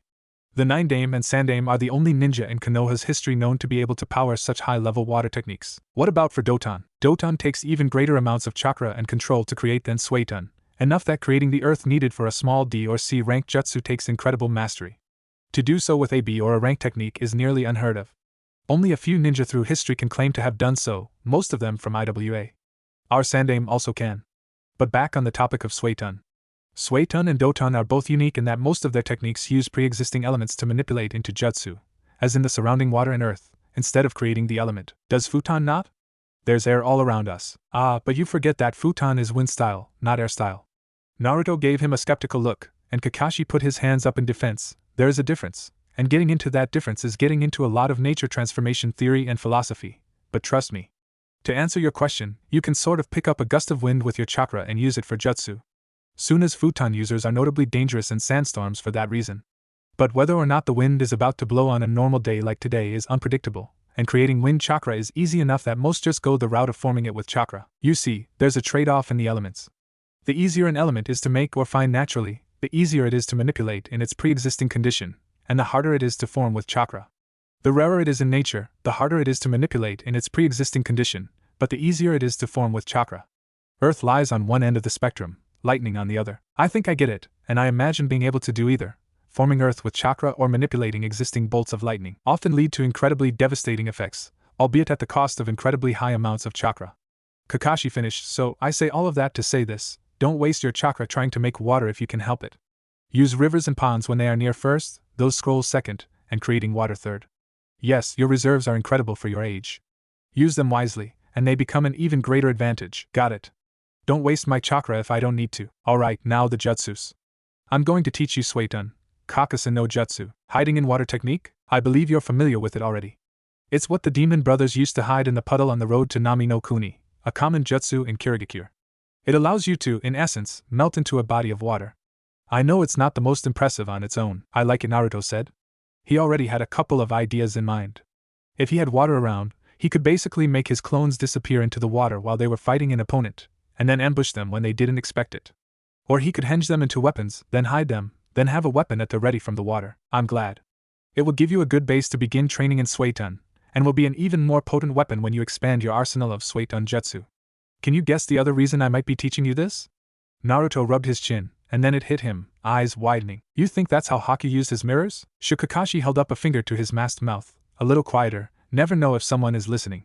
But yes, likely not this exact jutsu, but something along those lines. Learning this may help you, if you so choose to recreate that specific technique, for the practice of experimenting with your abilities if not to actually use it. Truth be told, Naruto sort of assumed Haku's ice mirrors were some clan technique he'd learned that would be way out of Naruto's league. But if he was an orphan like he said, that couldn't be the case. Haku would have been developing his Hayatan on his own, just like Naruto. If Suiton, Kakashi was a common jutsu to teach among Kiri ninja, it made sense that Haku would have been taught it by Zabuza or the Demon Brothers, and then tried it with ice. Makes sense. I'll have to see if it works. What's the other technique? Your other one is another basic D-rank technique. Ninpu, Enan no Jutsu. As the name implies, it releases a large smoke cloud via one's chakra that allows for quick escapes, obscuring visuals, ambush tactics, and so on. They are typically more potent and longer lasting than standard smoke bombs, and as you have incredible reserves for your age, you can use it a lot more, since you can only carry so many smoke bombs. Makes sense. What are the hand signs? Horse, bird, horse. It's a rather simple technique, one that doesn't require much chakra control. Just focus your chakra in a ball within your network as you poof. Naruto spouted into a coughing fit as he was suddenly surrounded by billowing clouds of black smoke that nearly obscured the whole clearing. Note to self, if you're gonna hold your breath for concentration, don't immediately inhale afterwards if you're casting this jutsu. Despite that, he couldn't help but grin. This was about as dense as the mist Zabuza used, but even better since it was a dark color. He doubted it lasted nearly as long though. A gust of wind swept through the clearing, dissipating all the smoke, save some snaky tendrils of it still swirling on the ground here and there. His sensei was visible again, holding a ram hand sign. His teammates were visible on the other end of the clearing as well, each glaring daggers at Naruto. Next time, Kakashi said, wait for my signal. But I count myself even more impressed than before, Naruto. Your chakra control has obviously grown leaps and bounds to be able to perform that jutsu on your first try. Thanks, Sensei. Naruto said, grinning ear to ear. Let's go ahead and continue with Suiton Kakashi. Don't expect to get it early as well, though. Nature transformation is a lot different from regular ninja techniques. Go ahead and break out one of those scrolls for me. Naruto smiled, plucking a water scroll from his equipment pouch, and unraveling it before letting it drop. He performed the ox and hare signs before stomping on the scroll, a bevy of water splashing out as though he just popped a fire hydrant under his foot. Oh yes, he was going to have fun. Ah, Naruto. Good, you came early. Naruto shut the door behind him. The sun hadn't quite risen yet, just on the edge of the horizon, resulting in faint blue light drifting in through the window, Konoha's yellow streetlight still on and spread below through the tower window. The Sandaime was facing out towards the village, head turned towards him, the light catching the side of his face. A small smile was spread across his lips. Next to him stood a doctor with a clipboard. You wanted to see me, old man? Naruto said. Even with his morning sleepiness not having been completely shaken off, Naruto couldn't help but feel excited. He didn't quite know exactly what the Hokage would speak to him about, likely just drawing blood for his DNA test given the doctor, and maybe some plans moving forward. Still, he might finally set a date where he'd work on his bloodline, hopefully with a fresh Chunin jacket given the exams would be occurring in a week's time. Yes, indeed. I trust you've kept the secret of your Hayatan bloodline since last we spoke? Yeah. Lips sealed on that one. Good. The Sandaime said. I'd like to take today to get you acquainted with your new instructor. Instructor? Indeed. I've requested he meet us at 6:30. In the meantime, Date here, he gestured towards the doctor, will be checking a few things for me, sure, Naruto said. Date approached, clipboard in hand. Good morning, Genin Uzumaki. He said, how are you feeling today? Good, I guess. Excellent. Date said, pulling a pen to write on his clipboard. My name is Date, and for the foreseeable future, I will be your primary doctor. Things like chakra nature can come into play in the medical field, the Sandaime said, and keeping your chakra nature in your medical files is a bit too risky. So, should you be injured or in need of care, and come to Konoha's hospital, Date here will be the one taking care of you. All right. Naruto said. His own private doctor. Didn't expect that. The last records Konoha's hospital had of you were when you were 6, from your mandatory checkup upon your entrance to the academy. So, I imagine these file records of your height and weight are quite inaccurate. Do you happen to know them off the top of your head? I weighed myself 2 weeks ago and I was 88 pounds, but I've done more training and changed my diet since then. I don't know my height. We'll say 88 for now. And for height, you seem 4'7"? Somewhere in that range. We'll have to get the exact numbers when you next come in. Blood type B and your elemental affinities are Suiton, Futon, and Hayatan, correct? Yes. Okay, he said, scribbling something into his paper. That further disproves that myth. Myth? Naruto asked. There's some old records of dubious legitimacy that claim the first Hokage's wife, who was also the first Kyuubi Jinchuriki, developed a fire nature after the sealing. It became a myth afterwards that the Kyuubi gave its host a fire nature. It has been disproved since, by you most recently. Now, speaking of your tenant, do you ever feel unexplained or uncontrollable bursts of aggression, anger, or malice? No? You sound unsure. Well, I mean, I've been angry before. Have you ever felt bursts of strength and speed during this time? Burning sensations in your chakra coils? Burn what? No. I mean, I feel strong when I'm angry, but that's just what anger does. The added adrenaline and all that. He means, the Sandaime spoke up to a strangely higher degree. Can you, or do you feel as if you can, perform feats far beyond your typical speed and strength? As though suddenly jumping from Genin to Chunin level, or Chunin to Jonin? No, nothing that big. Should I? Oftentimes, a Jinchuriki host is able to draw on their tenant's chakra in times of emotional distress, Date said, most often in times of extreme anger or frustration. The symptoms mentioned are often byproducts of this chakra. This is normal for a Jinchuriki. However, you haven't felt any of those sensations come upon you, with or without something to trigger the anger? No, nothing. Naruto said, absorbing the information. He'd always just assumed that the Kyuubi was, well, in the stands but not on the court, so to say. Now he was learning he could go into sudden, uncontrollable rages because of the it. I'd not be concerned, Naruto the Hokage said, seeming to sense his anxiety. Your seal was created by the Yondaime himself, who was one of, if not the greatest Fuinjutsu master to have ever lived. If you've never felt any of those things, even when angry, it is testament to his skill. Yeah, got it, old man. Naruto said, a little unnerved. He was startled by a knock on the door. Enter, the Sandaime said. Naruto turned, as in walked Ebisu, prim and proper as ever. He expected the Sandaime to ask him to wait for whatever he was visiting for, but instead, he nodded at him. Ebisu, good, 6:30 on the dot. As punctual as ever. I believe Date was finishing with young Naruto here, if you could wait a moment. Of course, Lord Hokage, Ebisu said, moving to the side of the room. All right, Naruto, Date said, I'll just need a blood sample, and that will be all for today.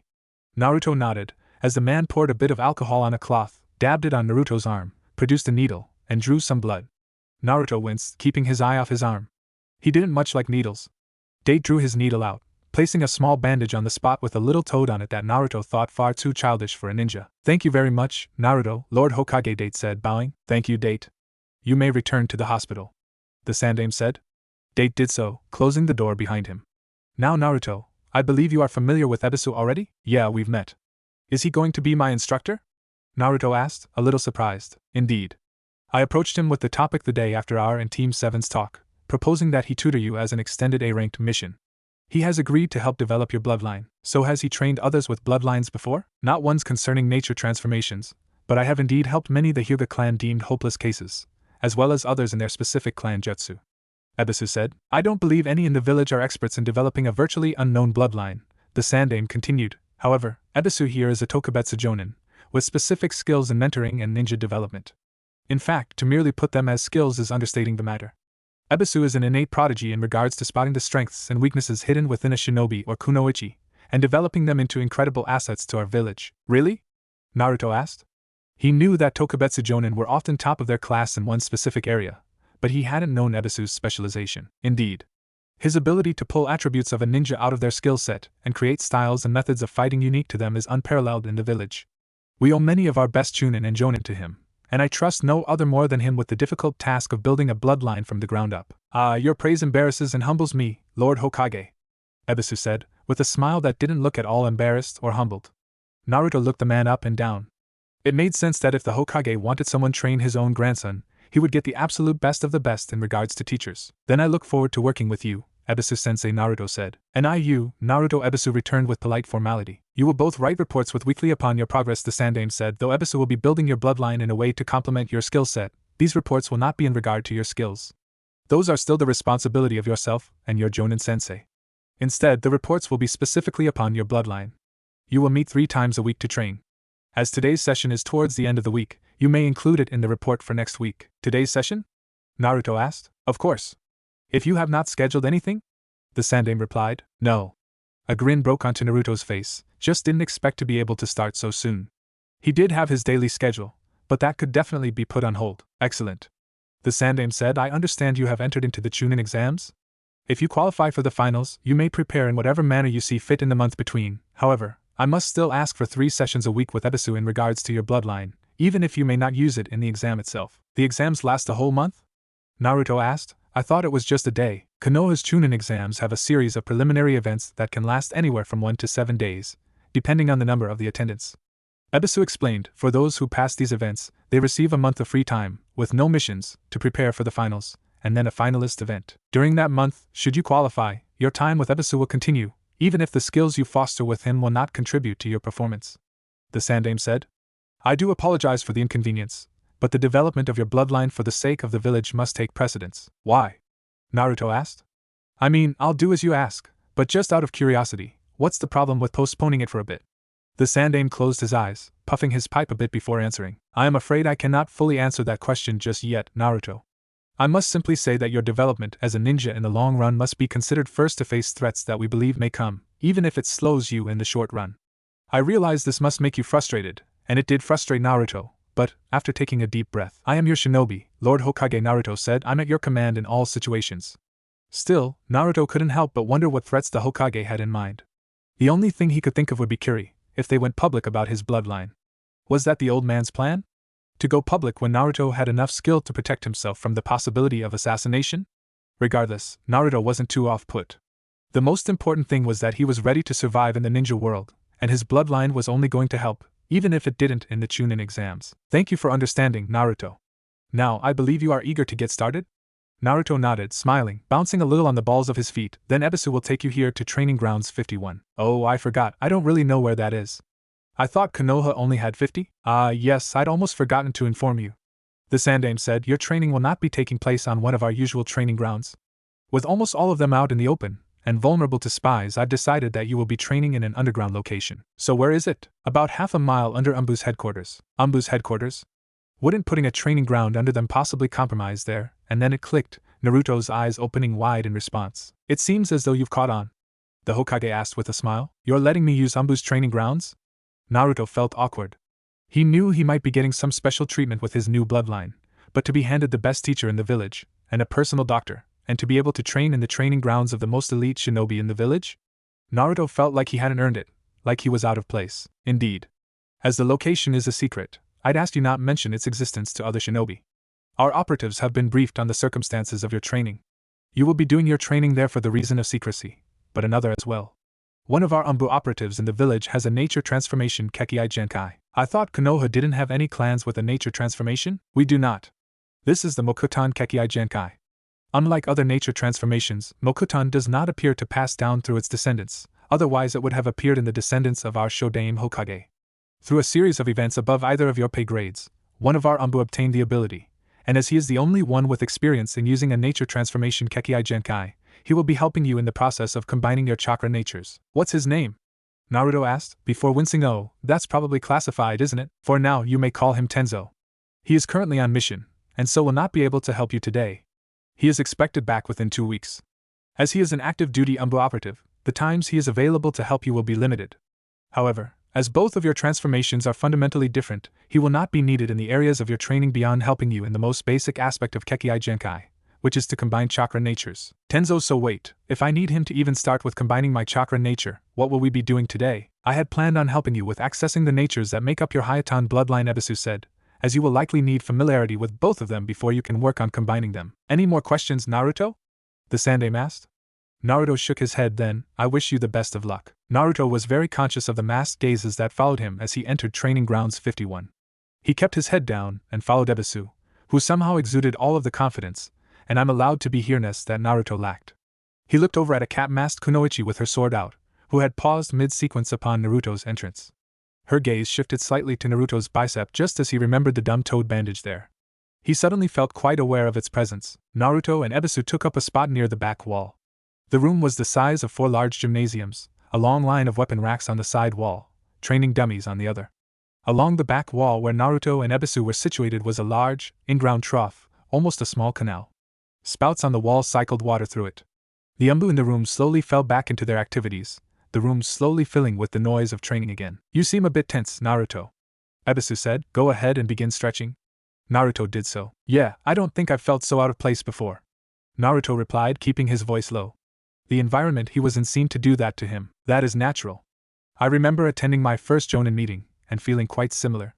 Just remember that you are here on orders of the Hokage, and so deserve to be here just as much as they. And that all the people surrounding you, though outranking you, are your peers and fellow shinobi. Right, Naruto said, having a hard time classifying groups of Umbu as peers. The Hokage said you were eager to train me. Why's that? To be honest, Ebisu said, most of my desire is self-motivated.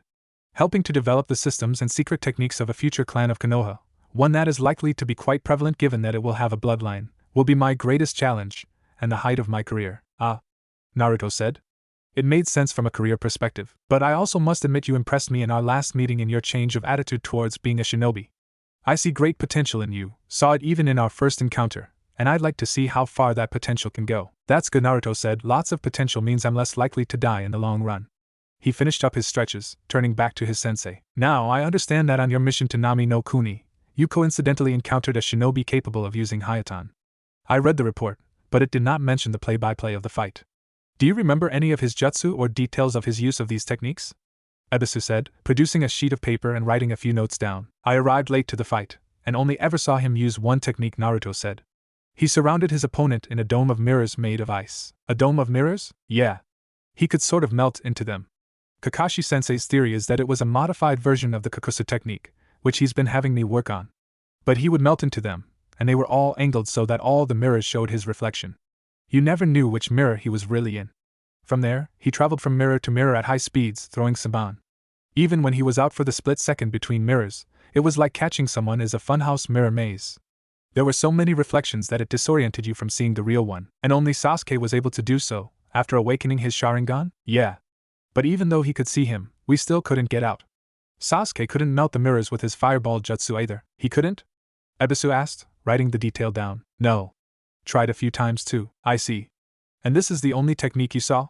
Ebisu said. Yeah, it is good information, but that is precious little to go off of. I was hoping for some hints or directions to go. But I suppose that just makes the challenge even greater. Ebisu adjusted his glasses with a smile. If you get the opportunity, could you ask your teammates and Sensei if he'd used any other techniques? Sure thing. I guess I should mention that when the villagers of Nami no Kuni raided Gato's hideout, they found the Hayatan shinobi's items. They gave me all his scrolls. Been using them to improve myself bit by bit. If you'd like, I can let you have a look so you can get an idea of what kind of a shinobi he was, and how that could have paired with his Hayatan. Thank you. I think I will have you do just that. Now, as Lord Hokage stated, our training will not be addressing many of the main facets of being a ninja. Our one and only goal is to develop your skill in Hayatan, and create a suite of jutsu and techniques for future clan members to use. However, given that we are dealing with chakra nature, you will find that other areas you may wish to develop, such as ninjutsu expertise and especially chakra control, will be involved. I am told by Kakashi that you are currently working on the water walking exercise. Finished it, Naruto said. He'd done so on Wednesday. If you could demonstrate for me? Ebisu asked, gesturing to the trough of water beside them. Naruto stepped on a little carefully. Even though he could do it, he hadn't done it in regular clothing yet and feared somehow getting wet. But to his surprise, it was quite easier than the river in Training Ground 3, given that it was entirely still. Acceptable. Your chakra control will be one of the most important foundations to our work, so I'd like you to continue practicing. Training Ground 17 houses a small waterfall. Get to the point that you can spar upon it with a clone. By that point, your chakra control should be around mid to high Chunin level, which will be adequate for our purposes. Will do, Naruto said. Thank you. Now, you mentioned Kakashi has you working on the Kakasu technique? Are you able to perform it? Not yet. I started on it a few days back, and I got close once, but it's pretty difficult. That's alright. Many with chakra natures can learn the most basic of elemental techniques with no nature training. Those that do often have an easier time when such nature training comes. But that is what we will be working on today, nature training for your Suiton affinity. You can train your affinity? Yes. I have not yet trained one in Futon nature, as the style is so rare in Konoha, but that will only take a bit of research on my part. Added to that, we do not need you at the level of mastery in your base transformations, which for Suiton training would be to reverse the course of a river, and for Futon would be to cut a waterfall in half. Naruto was rather thankful that he didn't have to do either task. We only need you adept enough to access both transformations, so we can begin to mix them, which the starting exercises will qualify you for. Alright, Naruto said, what do I need to do? Your first exercise will be a simple one. First, sit in front of the trough, and place your hand upon the water. Then, you will simply need to draw up a ball of water into the air with your chakra. Wait, so do I draw it up with my hand? Naruto asked. That seemed difficult. No, keep your hand on the water at all times. You will levitate it into the air, Ebisu said. Naruto cringed a bit. That seemed much harder, but then again, he remembered the water dragon that Kakashi and Zabuza had made. If he couldn't lift water, then he doubted he'd be able to do that. Naruto looked over his shoulder. Even though not a single Anbu was looking at him, he couldn't help but feel that when he turned his back, all their eyes would be on him. Alright, Naruto said, sitting cross-legged in front of the water, closing his eyes, and putting his hand down on the surface. Let your chakra melt into the water, mix with it, let it become flowing and turbulent like water is. Do not let it spread, you desire control. Keep it in a ball. Then draw it up. Naruto breathed in his nose and out his mouth, concentrating. His chakra slowly seeped down into the water. He began to sweat, holding his breath, feeling the water trying to spread his chakra out, having to try his hardest to keep it all in a contained ball. But just as he was about to try raising it, the image of all the Anbu watching him came back in his mind, and the ball popped like a fragile bubble, his chakra turning into a cloud in the water. Breathe, Ebisu said. Naruto complied, letting his chakra back in. Your chakra must be relaxed. Flowing. Not stiff and tense. Naruto relaxed, letting his chakra swirl up into a ball, shoving all the Anbu's faceless gazes out of his mind. I think I got it, Naruto said. When you are ready, draw it up. Naruto pushed as hard as he could, eyes clenched, teeth showing. A few seconds passed before a little ripple appeared at the top of the trough. Naruto dropped it, muscles unwinding as he did so, taking in a deep breath like he'd dropped an enormous weight. A decent first attempt, Ebisu said. But you must relax. Again. Naruto sighed, closing his eyes. Again. Naruto grabbed his sensei's arm, and then swept forward with his kunai. His sensei caught his wrist as he did so. Having expected this, Naruto swung the elbow of his trapped arm over Kakashi's bicep, making sure to turn his hips and shoulder into the strike. Kakashi leaned away from the strike as it sailed past his nose, and let go of Naruto's wrist. Naruto fell back into stance. Good. Counter elbows are the typical response to a wrist lock like that. It needs to be immediate though, otherwise they can manipulate you into a compromising position, such as when I trapped your arm behind you at the start of the bell test. Since the Chunin exams are tomorrow, I don't recommend using it during them, since you haven't had much practice with it. Right, Naruto said. You seem a bit distracted, Naruto. Exam nerves? Huh. Naruto looked up. Oh no, I was thinking about something else. And what's that? Nothing too major. I started with my, training yesterday, and I know it's dumb and immature, but I couldn't help but feel embarrassed. By what? Did you not perform as well as you thought you would? Well, no, but it was more because, let me back up. I don't know if I'm allowed to just say where we're training, but we're doing our training around some Umbu. The elite of the village, huh? Yeah. I was sort of on their turf, and I felt the whole time like I was, I don't know, intruding or something. I know most of it was just that I was an uninvited kid in their territory, but I kept thinking of you and Zabuza, how you were both on a whole other level than me. I know it's dumb, but I felt like they looked at me the same way Zabuza did, like some kid who doesn't know what he's doing, or what he's in for. I imagine it must have felt like they looked at you like your old self, when you first walked into Training Ground 51. Exactly. And it doesn't much matter if other people look at me like that, it just matters what I actually am, you know? But having that feeling put on me again was kinda offsetting, and I don't know, it bugs me that it bugs me so much. I don't want to care how they think of me, that's understandable. What matters is what you do, not what others think you do. Yeah, wait. How do you know about Training Grounds 51? I didn't mention it, did I? You didn't. Kakashi said, arm drifting to his sleeve, but only other Umbu know, and the realization hit Naruto just as Kakashi lifted his sleeve, showing the tattoo on his arm. Oh, Naruto said, been retired for a few years now, but I was a part of the Umbu for the longest time. Came in when I was just about your age. Naruto blinked. His age? Did he hear that right? Just how good was his sensei? My age? Naruto asked. Yep. His sensei said with an aloof smile. Somehow, that smile contrasted with the fact he just learned about his sensei. How could an Umbu be so lazy? Teasing? Aloof? Human? You don't seem like you fit the mold, Naruto said. Well, that certainly hurts a little. No, I just mean you're not some emotionless person or something. Nobody in Umbu is. Naruto stared in confusion at his sensei. The Umbu masks do a great job at what they're designed to do, cover what's underneath and make you think you're looking at a soulless killing machine. I was an Umbu for 8 years, so trust me when I say that each and every one of my colleagues is a human. Each one has a personality under their mask. Each one laughs at jokes, feels happy, has down days, and cries when their friends die. None of them are people's ideas of them. I felt much the same way you did when I first walked into Training Grounds 51. At the time, I was the youngest Umbu in Konoha's history. Records been beaten since then. But regardless, I saw the same thing you did, something bigger and stronger than me. And they saw me like they see you, some kid intruding on their territory. I wanted their respect, to be one of them. But as I'm sure you know, shouting at everyone to respect you doesn't garner much respect. Instead, I simply did as you said. I continued being the person they thought I wasn't. Eventually, how they viewed me matched the reality of who I was. You've not had the best life. You've gotten a lot of judgment for something you couldn't control, and so you, quite naturally, crave that attention. The point I'm making is that you spent a lot of time focusing on what this village thinks of you, Naruto. Don't get too caught up because that instinct is still in your brain. It'll pass. In the meantime, follow what you know. Be the person you are, and they will change their views with time. The ones who don't are just gonna be living in a fantasy. Naruto looked up to his sensei, one of the first people to believe he was more than what the village said he was. Thanks, sensei. For everything, Naruto said, smiling. You're more than welcome, Naruto. Kakashi smiled back. Naruto didn't know what it felt like to have a proud parent, but he thought it must have felt something like this. So does getting the tattoo hurt? His sensei let out a rare chuckle. Not one of his fake ones, or the ones he used to indulge someone, but a real one Naruto had only heard a handful of times. Yeah. It's a few Ninjutsu seal as well, and those almost always hurt. What's it do? Classified Naruto. Ah, come on. Naruto said, feeling a little like Konohamaru. Tell you what, you get in the Umbu, and then you can find out what they do.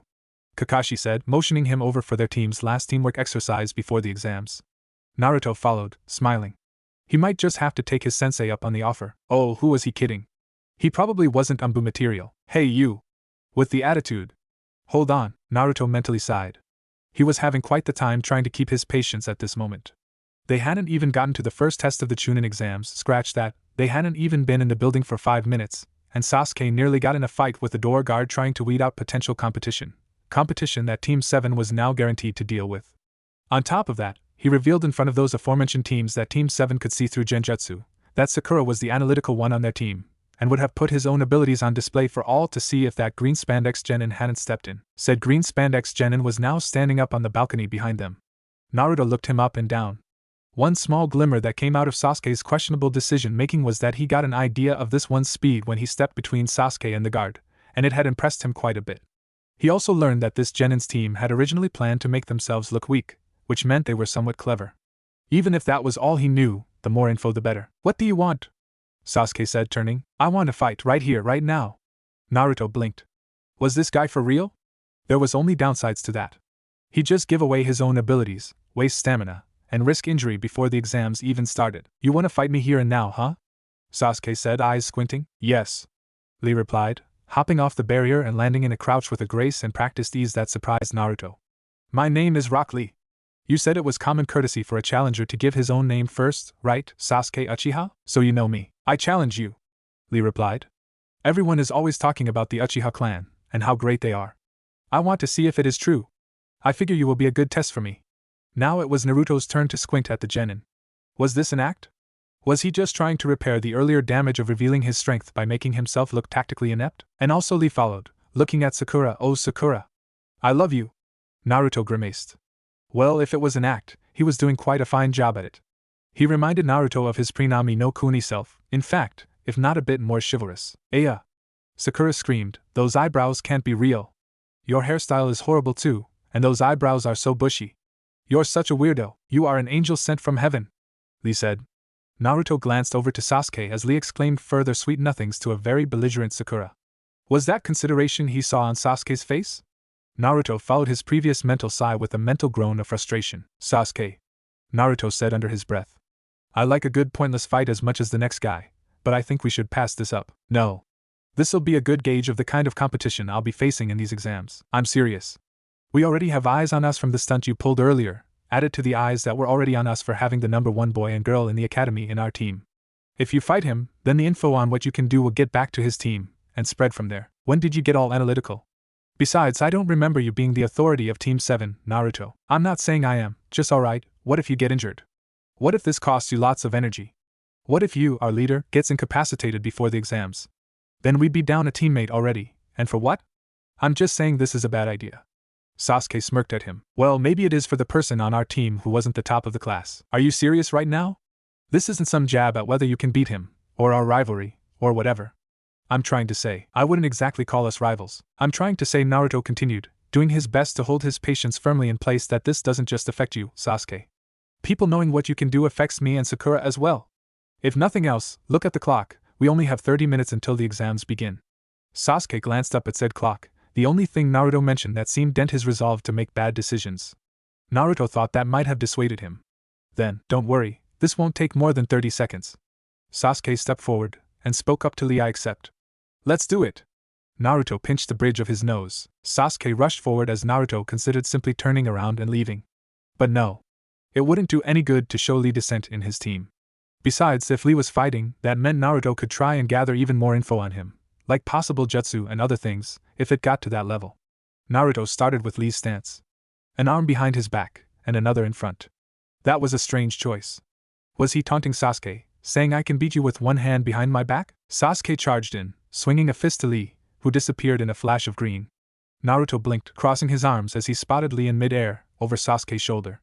He swung a roundhouse, throwing his entire body into the strike in a devastating sweep. Naruto would think it had far too much of a wind-up to be effective, if Lee hadn't just done it near instantaneously. Leaf Hurricane! Lee yelled, as his blow clipped Sasuke's hair as ducked beneath it. Naruto's jaw dropped. Did he just feel the wind of that kick from way over here? That was power. That wasn't just from the natural torque of the technique, which was already impressive, but the power Lee had added on to it. Sasuke was scrambling, before he was struck by a blazing fast follow-up kick that punched straight through his guard. He wasn't just fast, and didn't just generate incredible power. He was acutely precise. He had wove the strike between Sasuke's guard as he raised it. That was something he expected from the likes of Kakashi Sensei, not a genin. Sasuke rolled with the strike, coming to a kneel as Lee resumed his stance. Naruto took a moment to analyze it seriously this time. Even from the small exchange, he thought he was starting to get an idea about how Lee's philosophy on taijutsu worked, and if he was right, then it was terrifying. It seemed to be unconventional, with a rear hand so far away from the action, but the sideways stance and the hand behind the back almost subconsciously encouraged turning the entire body into a blow. Just like Lee's Leaf Hurricane, it squeezed out every ounce of power you could generate, if you let it flow naturally. That normally slowed you down an incredible amount. Normally. But all those downsides left when you had a significant speed advantage in a fight. In fact, it was probably the most devastating way to fight with a speed advantage. A single blow could cripple with little effort.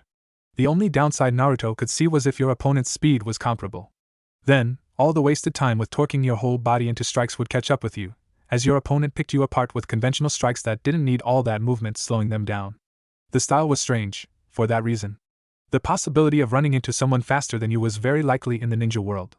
Lee was fast, at least Chunin level if Naruto had to guess, but unless Lee spent all his time training his taijutsu and his physical attributes, and neglected everything else, which Naruto doubted, then he'd have a huge disparity of effectiveness from Genin-level opponents to Jonin-level opponents in his future career, in the realm of taijutsu at least. All that didn't much matter right now, though, as Naruto was no Jonin, and he had to deal with this guy in the exams. Sasuke stood, activating his Sharingan.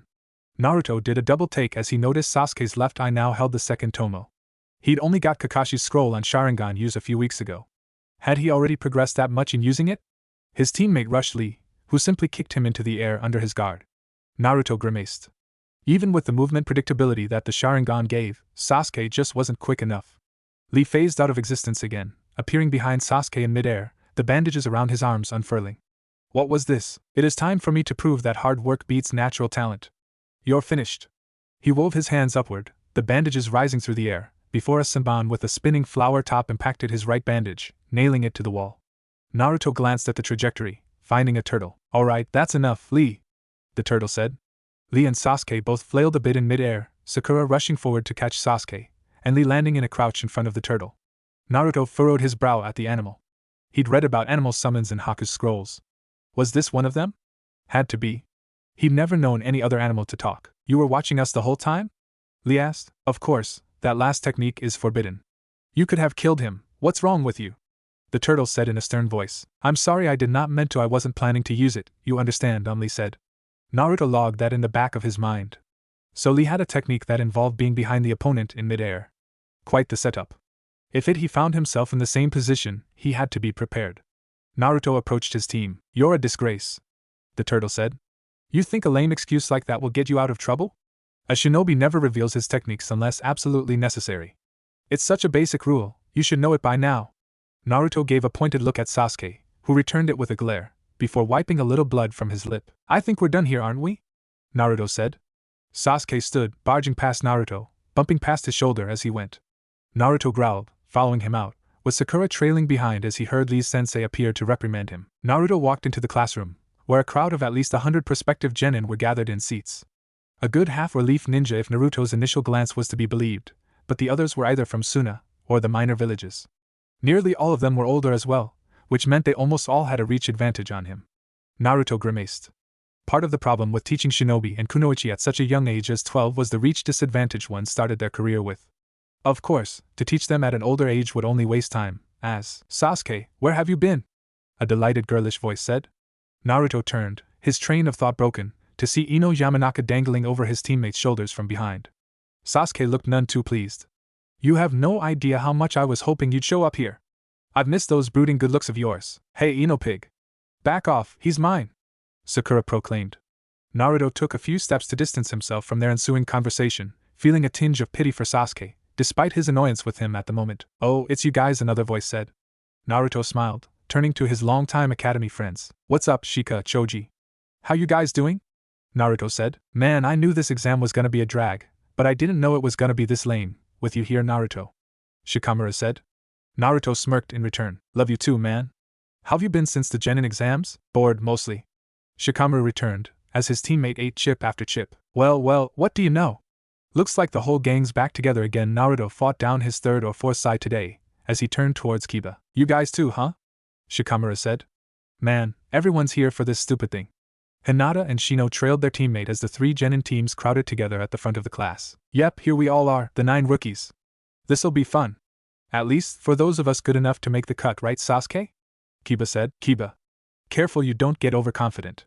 Sasuke returned with a smirk. Kiba turned, seemingly noticing Naruto for the first time. Oh, and you're here as well, Naruto. I wondered if you were dumb enough to join in, but I guess it's just lucky for us, huh? Gives your team an ankle weight to deal with through the exams. Naruto thought he might see Kiba at some point in the exams. He expected to have more patience by the time he got here, but Sasuke had seen to running his well pretty low today. Kiba. Naruto simply returned with a nod of the head, not trusting himself with much more. He took a breath, calming himself. Kiba was still a fellow shinobi, no need to antagonize him. Out of the corner of his vision, he saw Shikamaru glancing at him. They locked eyes for a moment, before both looked away. Shikamaru was always the analytical type. He probably noticed something about him was different. Naruto mentally facepalmed, realizing that he'd lost the opportunity to pretend he was his same untalented self from before. That might have been a tool he could have used, since a lot of genin here knew what he was like before. Boy, you guys are loud. Naruto looked up as yet another newcomer presented himself, this one being a genin that Naruto didn't recognize. He had silver hair, glasses, and a lean build. Looked to be anywhere from 17 to 19. Naruto quirked an eyebrow at him. A career genin maybe? And who are you? Kiba asked. It's not about who I am, but who you are. You guys are the rookies of this year's academy, right? That makes you all the easiest pickings for guys like them. He poked a thumb over his shoulder at the crowd of genin that were all watching them, many with glares on their face, and not a few with looks of greed and hunger, as though the thought of spilling their blood would make their morning. Basic intimidation tactics and killing intent, Naruto thought, centering himself. Nobody's really like that. And after Zabuza, these guys aren't terribly frightening. Those over there are from AIM. Short tempers.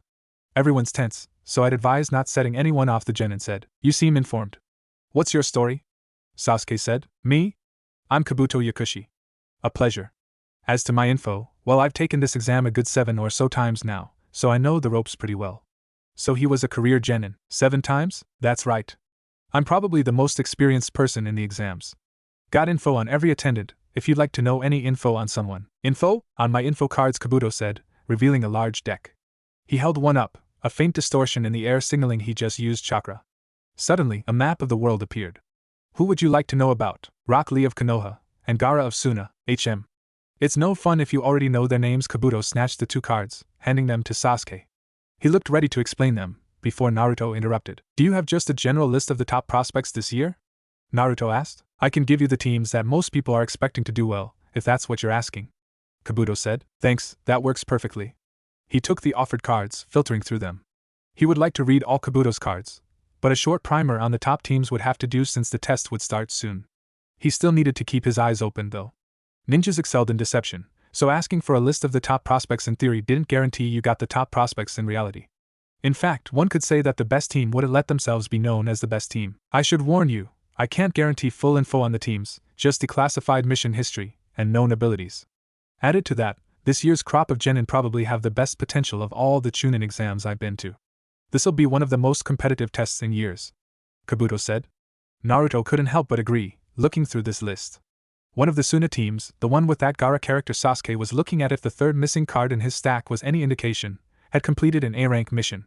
Naruto normally would chalk this up to the Jonin Sensei, just like his own A-rank, but there were a couple of B-ranks under their belt as well. Not much info on this team from Oto. What makes them top prospects? Naruto asked. Oh, those guys? Kabuto said. They're a smaller village, real recent. Normally that means the shinobi are untested and weaker, and often results in high fatality rates in the first few years. But these ones have a mission record that implies high survivability. Even though their abilities are unknown, to perform in a highly fatal field means they must be goo. Naruto and Kabuto jumped back as a brace of kunai impacted the ground where they were standing.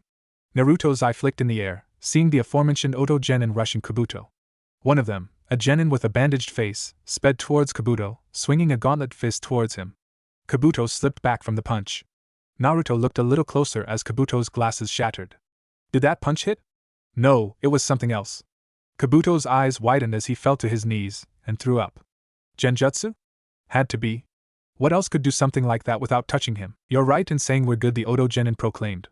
I guess you're no veteran after all, huh? Write this on your card, another spiky-haired Oto genin said. The genin from Oto will be Chunin when this is over, guaranteed. Naruto looked them up and down, his eyes falling on the bandaged genin's gauntlets. They were covered in some kind of holes. The design choice was strange, implying they were either aesthetic, which Naruto doubted, or some kind of tool.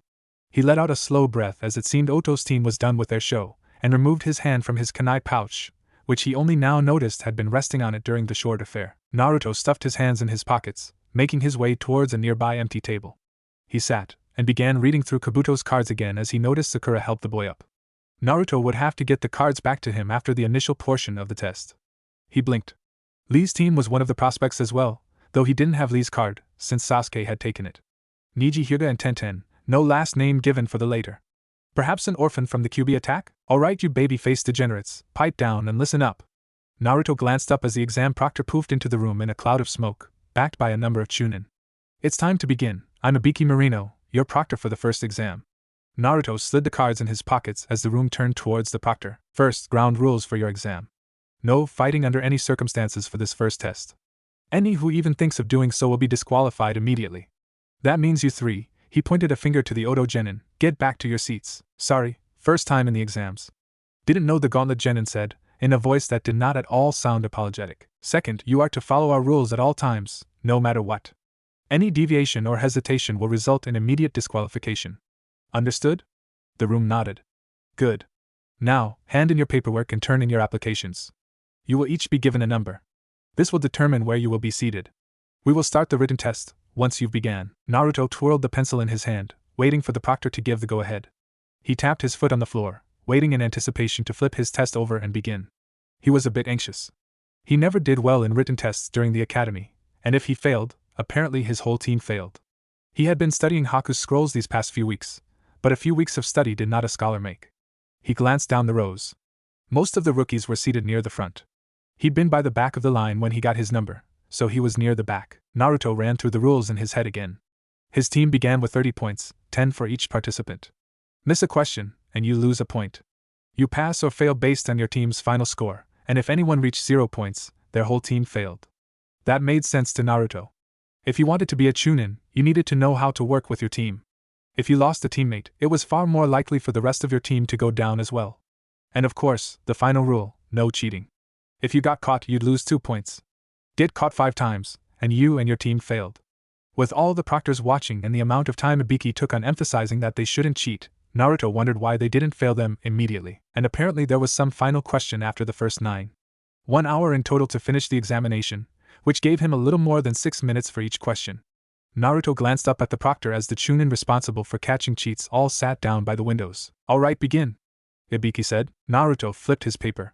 The first question was a decoding formula. Naruto mentally cursed. He was never good at decoding from the academy. Worse yet, if his initial glance was right, this was a pentahelix encryption, meaning there were 5 different encryption built into this one coded message, and whichever one was used for a specific letter was based off an algorithm that often involved the previous or next letter. Naruto had only worked on bihelix encryptions in the academy, and he rarely got them right. He might be able to do this if he had the whole week, but not in 6 minutes. That's alright, he could afford to get some wrong. He still had the next question. Shinobi A is seated upon a treetop throwing a kunai at Shinobi C. Calculate the arc at variable velocities and time intervals for the following positions E, F, G, and H. Then calculate. Naruto stopped reading. Numbers weren't gonna do him any good.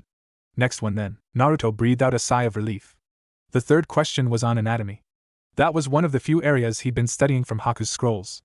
He read the question, which asked for the specific nerve in the lower leg responsible for the movement of a specific muscle. Oh gosh, was that the deep peroneal nerve or the superficial peroneal nerve? He put down both, intending on erasing one at the test's finish, or if he remembered before then. He moved on. Below is a political map from the Second Shinobi World War. Identify the specific day this map depicts based on the territorial expansions of each nation, and label each box with the battalion and companies present on the front line for each nation. One wrong label results in failure of this question. The map was littered with boxes all across the borders of each nation. Naruto's brow furrowed. They wanted the specific day? And each and every battalion and company? That was ludicrously specific. Naruto moved on. Naruto glanced over each question. The only one Naruto had even a passing chance at answering was number 3, and even then, his brain wasn't wanting to tell him which nerve was the answer. What was this? This wasn't even Chunin level information, this was Jonin. Was he expected to know this? Naruto glanced up, looking over the proctors, before back down at his test. No reason to make them think he was cheating.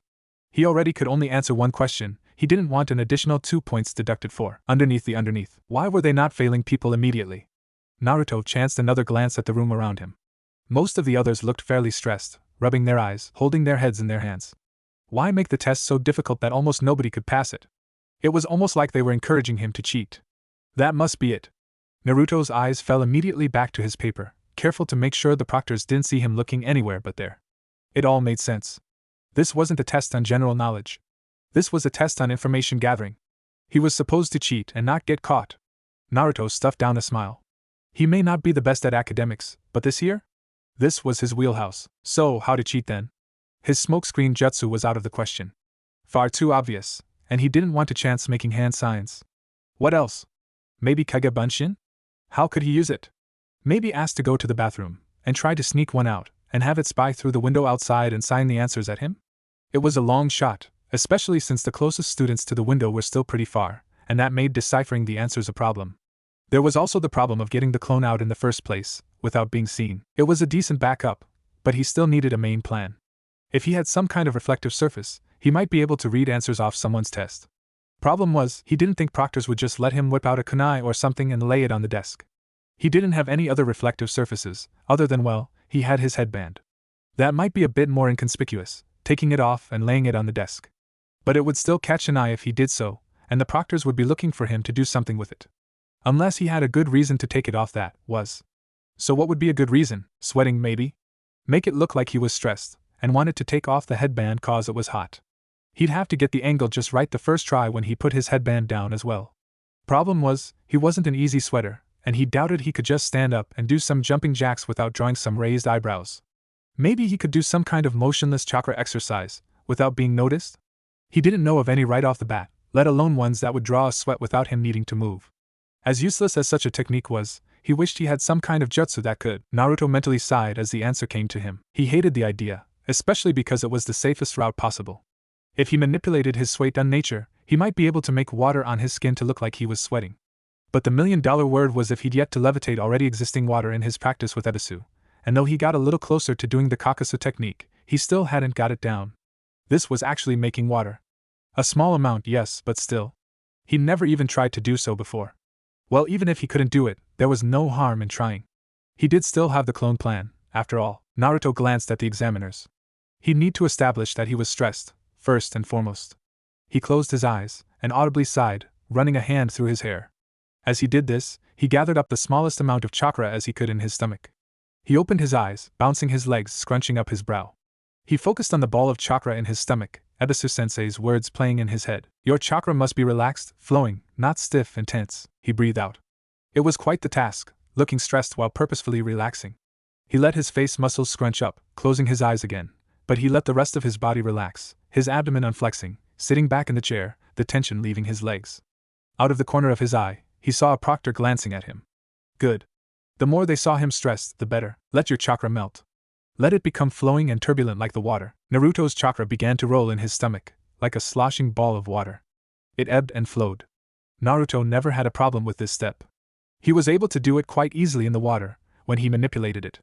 This, making it happen with his chakra, was a lot more difficult, but still doable. It was always the next step, moving the chakra, that had him worried. Suiton chakra just didn't want to obey him. Let it flow. Don't force it. Naruto sighed, this one a real one, as the ball immediately dissipated as he tried to push it up his coils. What did that even mean, let it flow? Whatever. He could try the Kage Bunshin idea. But the more he thought about it, the more he didn't think the idea would work. They wouldn't just let him go to the bathroom alone. They'd send a proctor. One pair of eyes was better than a group, but he doubted he could even get off the hand sign without the proctor seeing, since he'd be looking for anything suspicious. So what could he do? This is the most important thing I can teach you, Naruto. Ebisu's words came back again from their lesson. Failure under my tutelage does not occur when you cannot do something. It occurs when you give up. Naruto breathed. All right. One more go, then. He slowly reformed the ball in his stomach, relaxing all the while. It flowed, ebbed, like a miniature wave crashing in on itself again and again. Its tide flowed with his inhales and exhales. He let the outside world fade, let the scratching of pencils fade, let the proctor's gazes fade. There was only him and his chakra. He breathed in once, then out again. The ball was fully swayed on chakra now. Good. Ebisu said, when you are ready, draw it up. Naruto did not push it. He did not try to make it do what he wanted.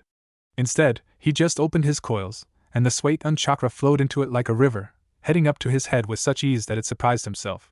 He actually had to close the coils around his face to stop it before it all splashed out through his pores. He did not let it spread. He desired control. Instead, with chakra control honed through hours of training, Naruto just barely opened a coil on his forehead as though he just opened a faucet by a tiny centimeter. And after a moment's passing, a little drop of water dripped down his brow. A minute passed, and he let another go. Then another, then another. Though outwardly Naruto looked stressed, inwardly he smiled. He undid his headband. Naruto sat down in the grass, the consent form in front of him. He glanced up to the gate leading into the forest of death, taking in a breath. This would be his first true life or death scenario since Nami. He was scared. He wasn't afraid to admit it. The thought of dying in there, whether it was from another team, or hunger, or some wild animal hung over his shoulder. But he was going to move forward regardless. This was it. This was what he'd been training for. Besides, it wasn't like he was going to run into some monster like Zabuza in there. Only other genin. He glanced at said genin around him. A good amount of teams had chosen not to take the final question, and subsequently, there were quite a number fewer than what the exams had started with. Still, there were a good amount of teams left, 18 in all, which meant a maximum of 9 would reach the tower. However, less than 9 might make it as well, if some teams ran out of time, or were killed by a group with the same scroll. The rules for this section were simple enough. It was a mock survival mission in which half the teams were given one type of scroll, heaven, and the other half were given another kind, earth. You had to find an enemy team with the opposite scroll type as yours, and take it from them. Killing was allowed. If you did not get a scroll and make it to the tower in the middle of the forest within 5 days, or if you lost a teammate, or if you were killed, you dropped out of the exams. Naruto looked over to Sasuke, who was himself reading over his consent form. He was carrying Team 7's Heaven Scroll.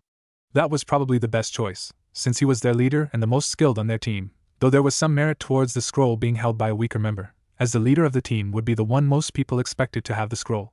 It didn't bother Naruto.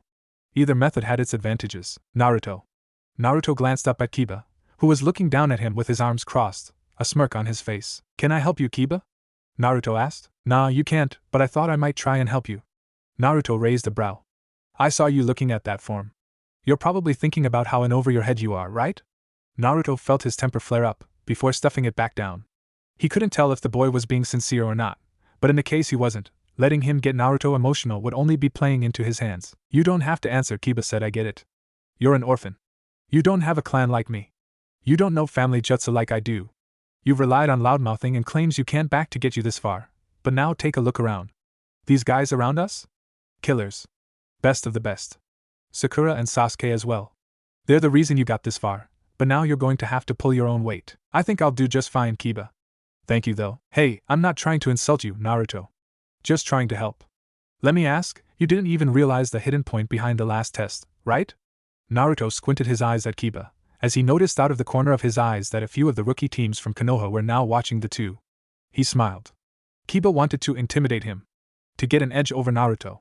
Maybe even force out a competing team, if he was lucky enough to convince Naruto to drop out. Instead, Naruto was going to be the one to get an edge over him. What hidden point? Naruto asked, voice suspicious. Heh.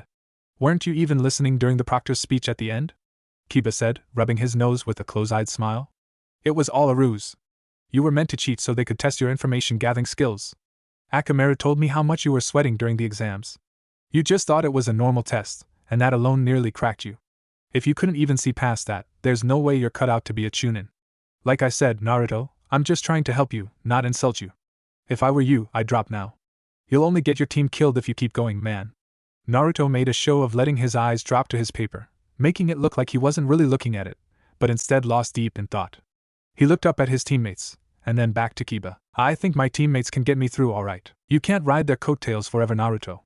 There's gonna be a moment when it'll come down to just your strength or talent, and then what? Do what you want, man. You're the one who makes your own decisions, after all. Just know if we run into you in the forest, and Kiba's gaze dipped, turning predatory as he grinned a pointy-teethed grin. I'll be coming for the weakest link first, he turned, striding away, confident. Naruto let his eyebrows dip, like he was scared, and forced his gaze back down to his paper. Out of the corner of his eye, he saw some of the genin looking at him, some with pity, most with similar predatory grins. Naruto inwardly smiled. The more people who thought like Kiba, the better. He did notice 2 genin, however, that gave him pause. The first was Hinata, who was looking at him with what was that? Concern? He met her eyes, and she seemed to give him an encouraging smile. Naruto softened. The girl was too nice for her own good. The other was Shikamaru. For the second time today, he was looking at Naruto the way he'd look at a shogi board in the academy. He saw through the act, Naruto was sure. He'd only hoped Shikamaru was too lazy to let everyone else in on it. Naruto signed the paper with a happy little flourish at the end, and stood, handing it to the purple-haired proctor, Enko, as he passed her. He made his way over to Team 7, intending to join them at their gate. His brain began to go to work. 5 days in the forest with no available food. But there was apparently enough wildlife to sustain them. The point of highest contention in the forest was the tower. That's where the teams would congregate the most. Some would likely camp out near it to ambush another teams coming in, especially as the test neared its end. Other teams near the tower would probably just try to take out as many teams as they could, eliminate competition. Both of these options would favor combat-oriented teams, or ambush specialists. The other strategy was to keep away from the tower, and take on lone teams. This would favor the trackers. None of Team 7 were phenomenal at tracking. Sasuke was probably the best with his Sharingan, but perhaps they could take advantage of the other team's likely plans. If they stayed clear of the tower, they were likely to find teams that were devoted more towards tracking and ambush tactics than frontline combat and search and destroy, Team 7's specialty. Naruto was confident enough in his own stealth skills that he knew he could sneak up on almost any team in this exam on his own. Sasuke was no slouch with stealth either. The problem was Sakura. She stuck out like a sore thumb in her red dress, and didn't have superb stealth capabilities. Still, a henge could fix the dress and, "Alright," Sasuke said, "keep this simple. We find the first team we can, and take them down. No tricks needed." Naruto sighed as the whistle blew, and their team rushed into the forest. The flicker of beige clothing and a flash of light on what looked like a rebreather caught Naruto's eye. His heartbeat picked up as anxiety started coursing through his veins. He shoved away his instinct to look that direction. The flicker was all he needed to know someone was there. Instead, he put his back to him, listening. There wasn't much to go off of. The guy was doing a great job at not being heard above the general ambience of the forest, but he thought he could just make out a shift on the bark from maybe a sandal or stray bit of clothing. He couldn't hear his teammates, if they were nearby. Naruto glanced towards his own teammates, and lifted a hand. "I think we're going the wrong way," he said. "No, we're not," Sasuke said, not turning to him. "It's an open forest. There is no wrong way." "No, I think more teams would be going the other way." Naruto mentally willed his teammate to look his direction. "Glad to hear," Sasuke said. "Let's keep moving." "Listen, you idiot," Naruto said, finally making Sasuke turn with a glare. "I think we should be heading east. If we go to the tower, we could ambush a team that has a scroll." "Naruto, don't question Sasuke's leadership. If he wants to move this way, she trailed off as she finally noticed what Naruto was doing. He kept his back to where their assailant was, keeping his hand close to his chest so the guy couldn't see it, and signing at them. "Don't look."